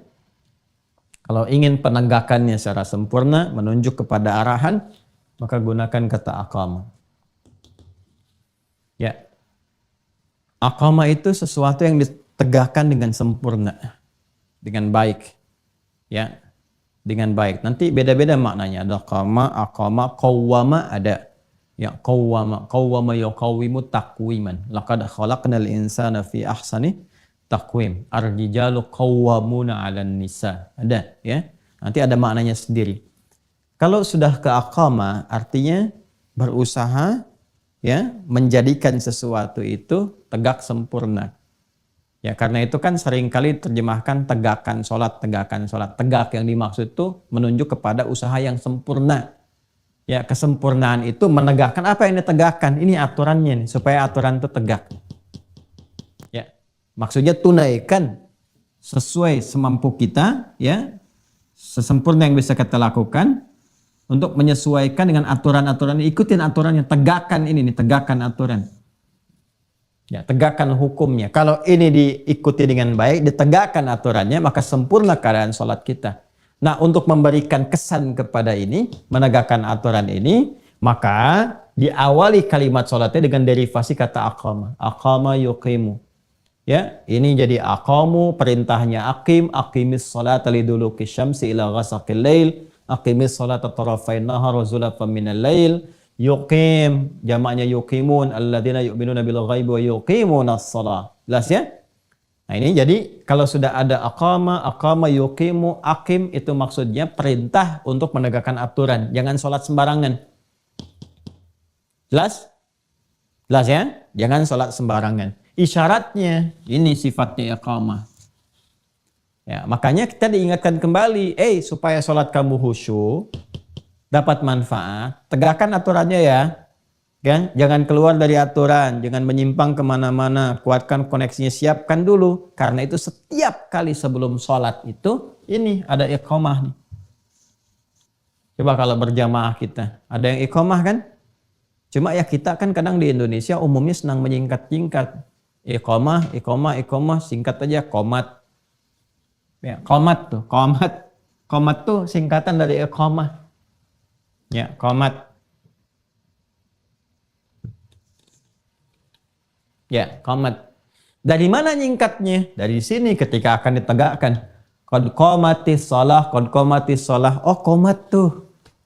Jelas ya? Padahal isyarat awalnya untuk menegakkan ini dari kata iqamah. Aqama yuqim iqamah. Kalau di Arab biasanya orang Arab langsung iqamah. Ya akhi, iqamah. Ya kan? Ya akhi, ingatkan yang lain. Tegakkan aturan. Siap. Makanya ketika akan sholat, ini nanti ada panduan kekhusyuan. Disiapkan supaya khusyuk. Nanti saat masuk teknis, ya saya terangkan lafad-lafad iqamah itu yang senafas dengan adzan. Allahu Akbar. Ya kan? Asyhadu an la ilaha illallah, asyhadu anna Muhammadar Rasulullah. Ya kan? Hayya 'alas shalah, hayya 'alal falah, qad qamatis shalah. Nah, pakai qad. Kenapa pakai qad? Kenapa dari aqamah pindah ke qama ke sini? Nah, itu ada maknanya sendiri. Nah, jadi kalau sudah ada iqamat, artinya ini panduan kepada kita pengingat untuk mulai menegakkan aturan supaya khusyuk. Dan nanti kata khusyuk ini, ya kata khusyuk nanti kita akan bahas detail. Puncaknya adalah membawa kita tersambung ke sini, ke Allah. Ya. Itu nanti di Al-Baqarah ayat 45 sampai 46. Nanti kita bahas detail. Ya. Wasta'inu bis sabri was salah wa innaha lakabiratun illa 'alal khashi'in. Siapa khusyuk itu? Alladzina yadhunnuna annahum mulaqu rabbihim. Ini ya, tersambung dengan Allah. Jadi kalau kita benar ini nyimak iqamat dengan benar, belajar aturannya. Jadi begitu qomat, ya, begitu iqamah, Allahu akbar, ingat ini, terbawa kita ke sini. Jelas ya? Nah, jadi iqamah itu bukan kalimat-kalimat sembarangan, bukan formalitas sholat dimulai, ya, bukan formalitas jamaah disiapkan, tidak. Ya, ini mengikat semua, makanya mengikat ke imam juga. Begitu iqamah disampaikan, ya, diperdengarkan, imam kan berbalik melihat makmum semua, ya, lalu melihat safnya, istaqimu, dilihat itu, ya, itu bukan tanya jawab, sudah tahu, tidak. Itu begitu dicek tuh dilihat. Saya kalau di Tripoli itu muter, ya, minimal saf terdepan itu, ke samping itu ngelihat tuh.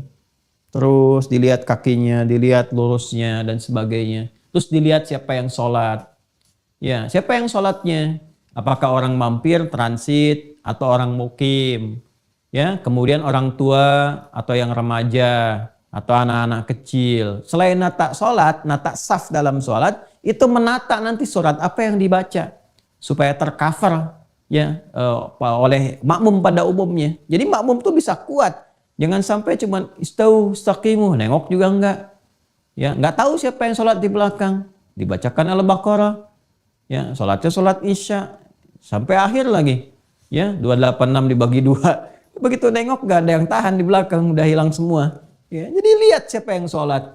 Ini ada yang mungkin takut ketinggalan pesawat, ya. Di bandara kok ngimamin suratnya Yasin.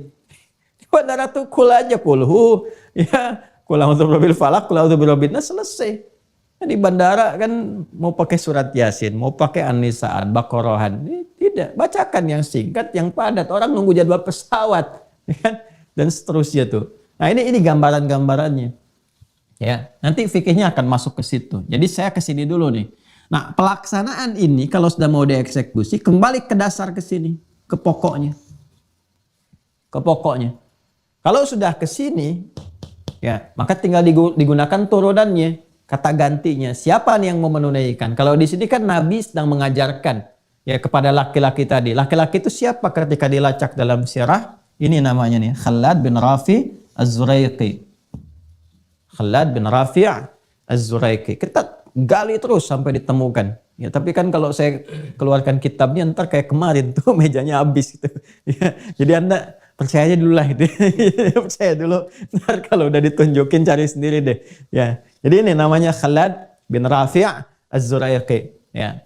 Karena orangnya di hadapan Nabi, kata kedua kan? Kata kedua, anta. Anta itu kalau sudah masuk ke kata kerja berubah jadi tak aja. Udah. Ya, tak. Ya, kalau jadi objek untuk berdiskusi, ya kan, kata kerja kedua, ya, tinggal an-nya buang, tinggal ta-nya. Jadi di sini qama, ya, qama ke sini tambah anta, ya, an-nya buang, tinggal ta-nya. Cepatnya begitu. Kalau mau disambungkan, ini alif buang nih. Ini asalnya waw sebetulnya. Ya.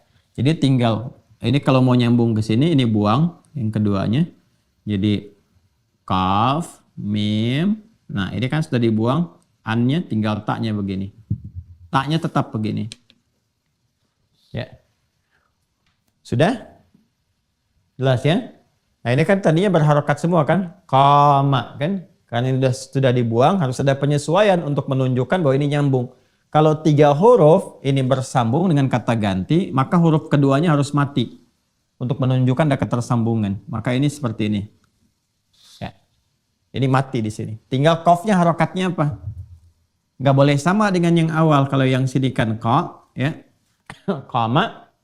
Ya, maka di sini kita kemudian gantikan untuk menunjukkan bahwa ini telah bersambung dengan ta, kata ganti kedua. Pakai dhammah u.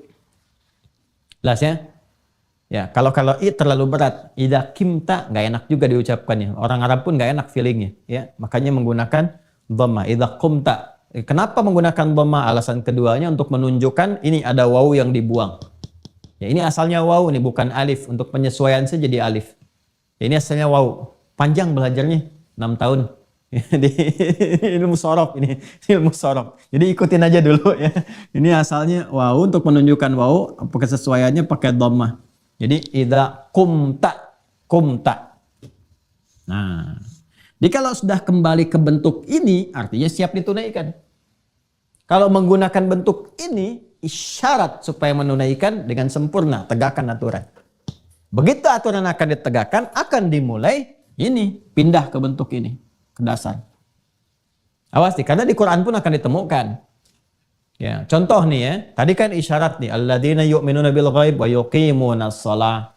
Ya, dan akan ditunaikan dengan sempurna, tegakkan aturan. Mau ditunaikan, dimulai dari wudu, ayat wudu dibuka kembali ke sini. Ya. Quran surah kelima ayat ke-6 itu, Al-Maidah ayat 6, ya ayyuhalladzina amanu idza qumtum ilas shalah. Pindahnya ke sini. Cuman taknya berubah jadi tum karena menunjuk makna banyak, kalian. Kan yang sholat banyak untuk kita semua, bukan untuk 1-2 orang saja ayatnya. Ya kan? Ini. Nah, Nabi karena sedang mengajarkan 1 orang, maka Nabi mengatakan, ya, idza, jika. Ya. Idza ini huruf syarat. Idza itu kalau ketemu kata kerja asal maknanya mudhari. Kalau ketemu madhi maknanya mudhari. Jika akan, ya, itu diartikan dia. Idza qumta kata Nabi. Nah, jika kalau ini rumus cepat saja, kalau ada bersambung dengan kata ganti, yang diterjemahkan yang ininya dulu, yang orangnya dulu, kata gantinya. Idza qumta, jika kamu, engkau. Ya, kalau kembali ke sana Khalad bin Rafi Az-Zuraiki, Nabi sampaikan, ya Khalad, jika engkau, ya kan, qumta, ingin menunaikan sholat dengan sempurna sesuai dengan aturannya.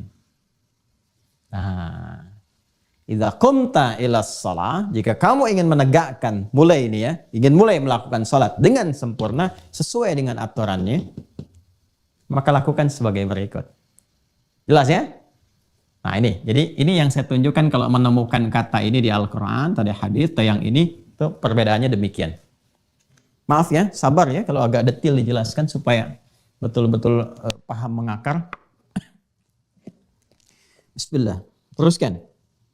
Idza qumta ilas shalah, nah kita ini masuk definisi. Nah tadi ini dahsyat tuh gini dalam Islam. Dari mana ditemukan istilah ibadah dibuka dengan takbir, diakhiri dengan salam, kan? Nah, dari mana tuh? Bukan sembarangan. Ini referensinya dari sini.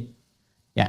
Idza qumta ilas shalah, apabila kamu, ya kan, akan menunaikan salat dengan sempurna, ya, menegakkan aturan itu, fakabbir, maka dibuka dengan takbir. Dijelaskan oleh Nabi.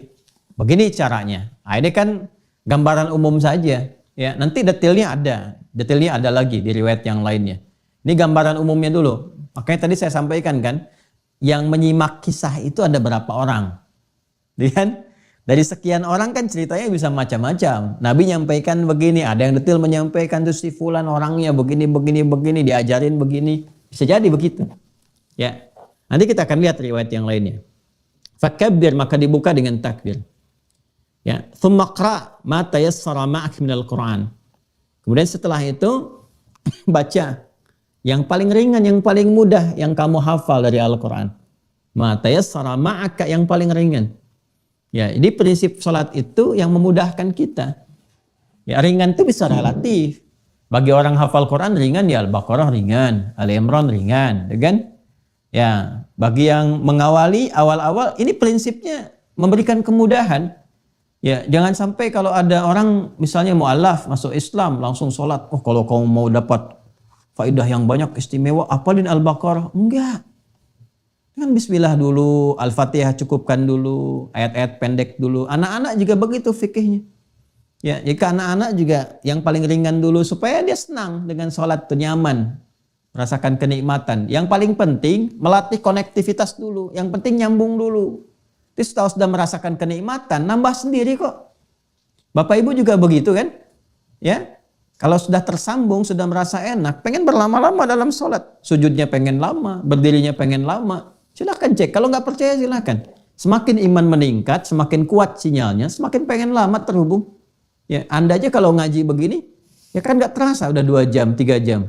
Ya, bahkan kalau saya baru 1 jam mau saya akhiri aja, kok sebentar ya, udah 1 jam saya bicara. Kan, ini udah hampir 2 jam nih. Jadi kita tuh kalau sudah nyaman, apapun yang dikerjakan, itu enak aja. Ya, ini ya. Kemudian baca yang paling ringan. Faqra'u ma tayassara ma'aka minal Qur'an. Nanti dikonfirmasi di Al-Muzammil itu ayat 20. Faqra'u ma tayassara minal Qur'an. Kemudian, karena yang diajarin itu Khalad. Ingat, yang diajarin Khalad bin Rafi Az-Zuraiki. Yang baru pertama tuh. Ya, boleh jadi ini orang-orang baru masuk Islam kan, baru belajar di awal-awal. Ini bukan selevelnya yang Abu Bakar, yang Umar bin Khattab, Ubay bin Ka'ab, Mu'adz bin Jabal, tidak. Kalau yang itu Mu'adz aja udah beda sendiri. Ya, Mu'adz, Ubay itu isyanya sudah Al-Baqarah sendiri. Ya, masih ingat gak kisah viral tentang itu? Nanti di akhir, jangan sekarang ya, supaya nggak lompat-lompat dulu. Kemudian thumarka, ya setelah kamu berdiri baca surat yang paling mudah untukmu ruku'. Ini umum dulu ya.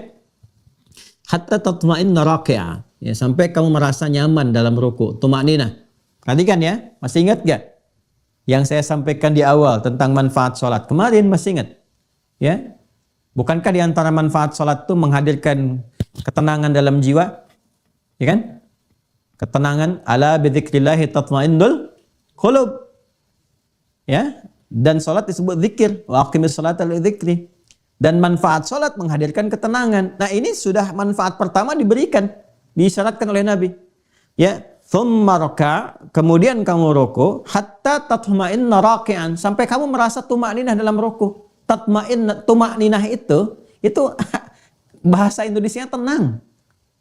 Ya, itma'anna yatma'innu, itmi'nanan sifatnya tumakninah. Hatta tatma'inna, sampai kamu merasa tenang dalam ruku. Yang tenang itu apanya?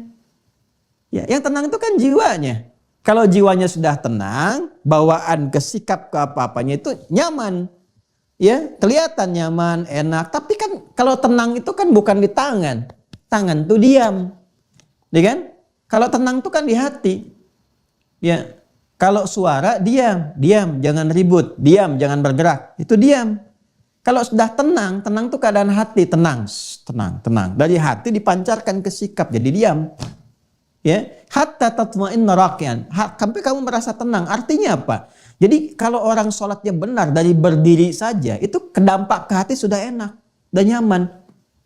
Cirinya apa? Ketika dia ruku, tumakninah dalam ruku. Tumakninah itu apa? Salah satu maknanya ada ketenangan pada jiwanya. Begitu tenang, rukunya nyaman, beredar darah dengan sempurna, lurus, saraf-saraf yang kejepit, yang bagian punggung yang macam-macam tuh kalau benar rukunya. Nanti kalau udah masuk ruku kita tunjukkan. Ya, sampai detil. Sampai air kalau dituangkan dalam satu bejana gelas disimpan di atas punggung orang ruku nggak akan tumpah. Ntar kita praktekkan, siap-siap admin, kameramen. Ntar saya suruh ruku, saya simpan gelas di atasnya tuh. Ya, goyang nggak gitu. Kita cek sampai akhir kajian. Mau dicek rukunya Nabi. Ruku Nabi itu kan rukunya sama dengan berdirinya. Jadi kebayang kalau berdirinya baca 5 juz itu, ya ukuran 5 juz ruku. Ya, nah itulah kalau orang sudah nikmat tuh udah nggak bisa diukur dengan yang biasa. Jelas ya? Nah, jadi itu manfaat tuh terkorelasikan. Jadi saat bersamaan terasa. Ya, bahkan dahsyatnya kalau orang benar sholat itu kadang-kadang baru ngadap kiblat, baru takbir udah nangis. Nggak bisa nangis. Ya, ada yang nangis, ada yang sudah merasakan kenikmatan, ada yang sudah nggak diganggu sama sekali. Ya, Anda kalau saya tunjukkan kitab-kitab sirah ya, termasuk yang ditulis oleh ulama kita tapi pakai bahasa Arab, itu Masya Allah. Ada yang sedang sholat itu sebelum sholat ada yang kena duri. Ya, apa tuh bahasa Perancisnya Mas? Kacugak ya? Kacugak tuh. Ya, kacugak tuh perapatan Ciamis. Ya, kacugak tuh kena beling ya, beling kecil itu. Ya, kena kaki misalnya. Ya. Itu sahabat Ali bin Abi Thalib ya, ketika terkena itu duri di kakinya itu, mau dicabut susah, memerah wajahnya, pertanda kelihatan gitu sakit karena dalam itu. Sahabat yang satu bilang, tenang, saya tahu kapan waktunya dicabut, biarin aja katanya. Begitu sedang sholat, dicabutlah duri itu. Ada sahabat yang ngambil itu, diam, nggak ada ekspresi, nggak ada apa, diam aja. Kisahnya banyak lah. Kisah-kisah tentang dahsyat seperti itu tuh. Ya. Wah ini luar biasa lah, luar biasa ya. Dan ini hal-hal yang mungkin kalau kita bisa belajar, ya mudah-mudahan mendekati ya sifat-sifat kenikmatan sholat, kenikmatannya. Nah ini tatma'inna dalam ruku. Thummarfa, kemudian bangkit dari ruku hatta ta'tadila qa'iman. Ya, hatta ta'dila qa'iman, sampai dia tegak sempurna. Makanya disebut i'tidal. Ya, dari bahasa hadis Nabi. Jadi istilah-istilah ini bukan dimunculkan ulama sendiri, tidak. Ya, sampai tegak sempurna, lurus. Nanti ada detailnya lagi di At-Tirmidzi, nanti ada hadisnya detail. Ya, bagaimana cara tegaknya itu? Dari punggungnya dilihat, dari punggungnya, rusuknya seperti apa, ngadepnya kemana. Pokoknya sehat deh kalau benar-benar sholatnya bagus itu. Ya. Kemudian masjud, kemudian sujud setelah itu hatta tatma'inna sajidah, sampai kamu tumaninah dalam sujud. Sujud itu sudah tumaninah sendiri. Ya Masya Allah ini ya, benar-benar deh kalau selesai sholatnya betul itu harusnya nggak ada kegelisahan itu. Thummarfa, kemudian bangkit dari sujud hatta tatma'inna jalisan, sampai kamu duduknya itu tumaninah. Ya waf'al dzalika fi salatika kulliha. Nah, kalau sudah paham begitu, dari berdiri, ruku', i'tidal, sujud, duduk, kerjain deh sesuai dengan jumlah rakaatnya di semua sholat yang kamu kerjakan. Kata Nabi begitu. Nah ini bahasa umum di Al-Bukhari. Ya, di Muslim senafas dengan ini. Jadi di hadis Muslim hadis 397 itu sama persis dengan ini. Ya, sama persis. Jadi saya tidak baca ulang karena semua sama. Hanya ada beberapa penekanan-penekanan kayak misalnya di sini ta'dila, di sini ta'tadila. Jadi bisa dibaca ta'dila, bisa dibaca ta'tadila. Ya, contoh kalau kita baca cepatnya dari Alimni, ya kan? Idza qumta ila as-salati fakabbir, thumma qra' ma tayassara ma'aka min al-Qur'an, thumma rka' hatta tatma'inna raki'a, thumma rfa' hatta ta'tadila. Nah, benar kan yang saya katakan? Jadi kalau di sini ta'dila, di sini ta'tadila. Ya, ini biasa. Kan tadi saya katakan kalau ada yang hadir berapa orang menyampaikan, yang ini menyebutkan dengan kata ini kata B, atau ini ada penekanan tapi substansinya sama. Hatta ta'tadila qa'iman thumma asjud hatta tatma'inna sajida thumma irfa' hatta tatma'inna jalisa thumma fa'al dzalika fi salatika kulliha. Sama. Nah, nanti ada riwayat yang lebih detail daripada ini. Detailnya itu masih seputar yang ini. Ya. Ya, kita ambil yang detailnya sekarang, ya. Idza qumta ila shalah, yuk kita lihat urutannya. Ya, kita ambil pada yang detail ya, masih di Al-Bukhari tapi kita ambil versi detailnya. Rawinya dari Abu Hurairah, masih sama. Dari Abi Sa'id juga, tapi sekarang kita masuk riwayat yang lebih detailnya tentang urutan-urutan cara. Langsung ke sini ya. Idza qumta ila shalah, kata Nabi, jika kamu ya Khalad bin Rafi Az-Zuraiki ingin menunaikan salat dengan sempurna sesuai dengan aturan, fa asbighil wudu. Sempurnakan wudu dulu. Satu. Asbighil wudu. Sempurnakan wudu.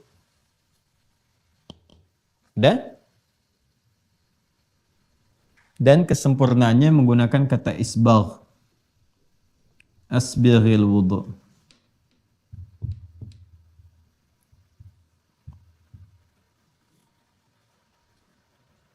Thumma istaqbil al-qiblah, menghadap kiblat.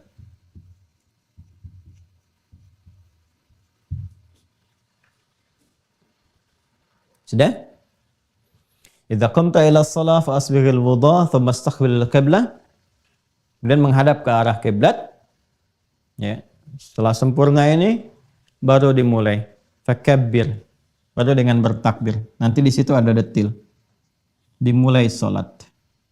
Mulai praktek salat. Ya. Sampai akhir nanti. Ya, dan nanti yang dari sampai akhir dikonfirmasi di hadis-hadis lain. Nanti saya tunjukkan hadis-hadisnya. Ada yang di Abu Daud, ada yang di At-Tirmidzi, ada yang di An-Nasai, dan yang lain-lainnya. Ya, dari mulai mengangkat tangan bagaimana, niat kapan dilakukan, kemudian juga lisan mengucapkan apa, maknanya apa. Dan ini, saat membahas ini semua, itu akan didapatkan 3 pendekatan berdasarkan 3 muqaddimah di awal. Makanya muqaddimah itu ke bawah-bawah. Ya, maaf kalau muqaddimah itu panjang misalnya, kadang 2 jam lebih, 2 jam kurang. Ada beberapa edisi yang kita pecah karena memang ke bawah terus. Ya, kebawa terus sampai akhirnya. Dan mudah-mudahan saya tidak harus mengulang terus ya. Nah, ini 3 pendekatannya cara. Sudah? Caranya bagaimana? Cara wudhu bagaimana? Ya kan? Cara menghadap kiblat seperti apa? Praktek dari awal sampai akhir bagaimana? Ya. Kemudian bacaan terkait dengan makna.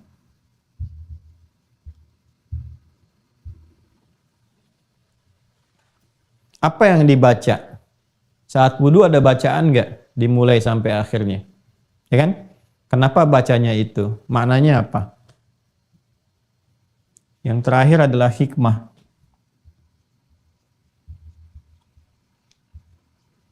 Esensinya. Hikmahnya apa? Ya, hadap kiblat itu hikmahnya apa? Tangan diangkat begini apa hikmahnya? Maknanya apa? Ada artinya nggak sembarangan. Ya, jadi bukan gerakan hampa, bukan bacaan tanpa makna, karena nggak ada dalam syariat Islam, nggak ada maknanya. Semua ada. Ya, dan ini ada referensinya, ya, baik dalam nanti Al-Quran, hadis ataupun nanti petunjuk-petunjuk disampaikan oleh para ulama, termasuk kitab-kitab yang sebagian saya tunjukkan kemarin. Nah ini nanti urutannya seperti ini, dari hadis yang kita kaji, turunan hadisnya, kemudian kita mendapatkan urutan ini. Praktek sholat yang sempurna akan dimulai dengan wudhu, nanti dikonfirmasi oleh Al-Quran juga. Kemudian setelah selesai wudhu menghadap kiblat. Ya, setelah itu baru kemudian dimulai sholat sampai berakhir. Ya, ini pun nanti dibagi 3 lagi. Saat akan mulai sholat, pra sholat, sedang sholat dimulai, dan pasca sholat. Tuh. Ini. Ya, jadi ini kita bisa turunkan. Ini saya pernah bahas dengan durasi yang sama, kurang lebih 2 jam. 1 tahun ini selesai ini yang bagian ketiga itu ya, cuman pertemuan sebulan sekali. Ini kan pertemuan hampir tiap hari, kayaknya bisa dipadatkan gitu kan, insya Allah. Nah, jadi ini yang kita akan uraikan, kita akan bahas yang ini ya, tidak sekarang, nanti pertemuan berikutnya ya. Karena ini panjang nih, kita butuh turunkan lagi, kan kita harus bahas sesuai skema awal. Ya, makanya mohon izin sabar ya ngaji dengan saya itu. Saya nggak akan mungkin tiba-tiba langsung ngajarin ini wudhu. Maaf, bukan mengajarkan, tapi men-share kembali apa yang saya terima. Ya, jadi nggak mungkin tiba-tiba kita share kembali begini wudhu dan sebagainya ya, tanpa membahas apa itu wudhu. Asal katanya apa, turunannya mana, hadisnya apa, ayatnya apa. Kalau sudah mengerti dasarnya, ya, sudah mengerti, paham, baru kita bahas caranya seperti apa dan seterusnya. Nah, ini yang dimaksudkan. Nah, jadi kurang lebih seperti itu bahasan kita, teman-teman sekalian, di pertemuan kali ini. Alhamdulillah, semoga berkah. Kalau ada hal-hal yang kurang tepat dalam disampaikan, mohon dimaafkan. Kalau ada yang tidak tepat informasi yang diuraikan, mohon diberi catatan supaya saya bisa luruskan, dikoreksi, dan kita mudah-mudahan dibimbing oleh Allah untuk memperbaiki diri kita semuanya. Saya sudah sampaikan dasar-dasarnya, termasuk nanti juga hal-hal terkait dengan referensi kita, madhabnya juga saya nanti turunkan dan seterusnya. Dan semua itu untuk memberikan keluasan wawasan. Ya, kalau sudah luas kita dalam ngajinya, enak kita prakteknya dan juga enak berinteraksi dengan siapapun. Ya. Dan kalau ada teman-teman kita juga mempraktekkan, nanti misalnya ada pilihan-pilihan yang diambil, alhamdulillah kita pun mengerti apa yang dipilih. Ya, dengan itu maka terjalin harmoni, kebaikan, ukhuwah, dan juga puncaknya adalah perbaikan untuk pribadi kita masing-masing. Saya kira itu, demikian kita berjumpa kembali di kesempatan yang akan datang. Allahumma taqabbal minna innaka antas samiul alim wa tub alaina innaka antat tawwabur rahim. Allahumma ja'alna muqimis salah wa min dhurriyyatina ya arhamar rahimin wa alhiqna bis salihin wa alladhina amta alaihim minan nabiyyin was-siddiqin wasyuhada'i was-salihin. وحسن أولئك رفيقا اللهم بارك لنا يا الله في هذا اليوم وفي كل الأيام الباقية يا رب العالمين كما تحب وترضى صلى الله على سيدنا محمد وعلى آله وصحبه أجمعين وآخر دعوانا سبحانك اللهم وبحمدك نشهد أن لا إله إلا أنت نستغفرك ونتوب إليك والحمد لله رب العالمين السلام عليكم ورحمة الله وبركاته.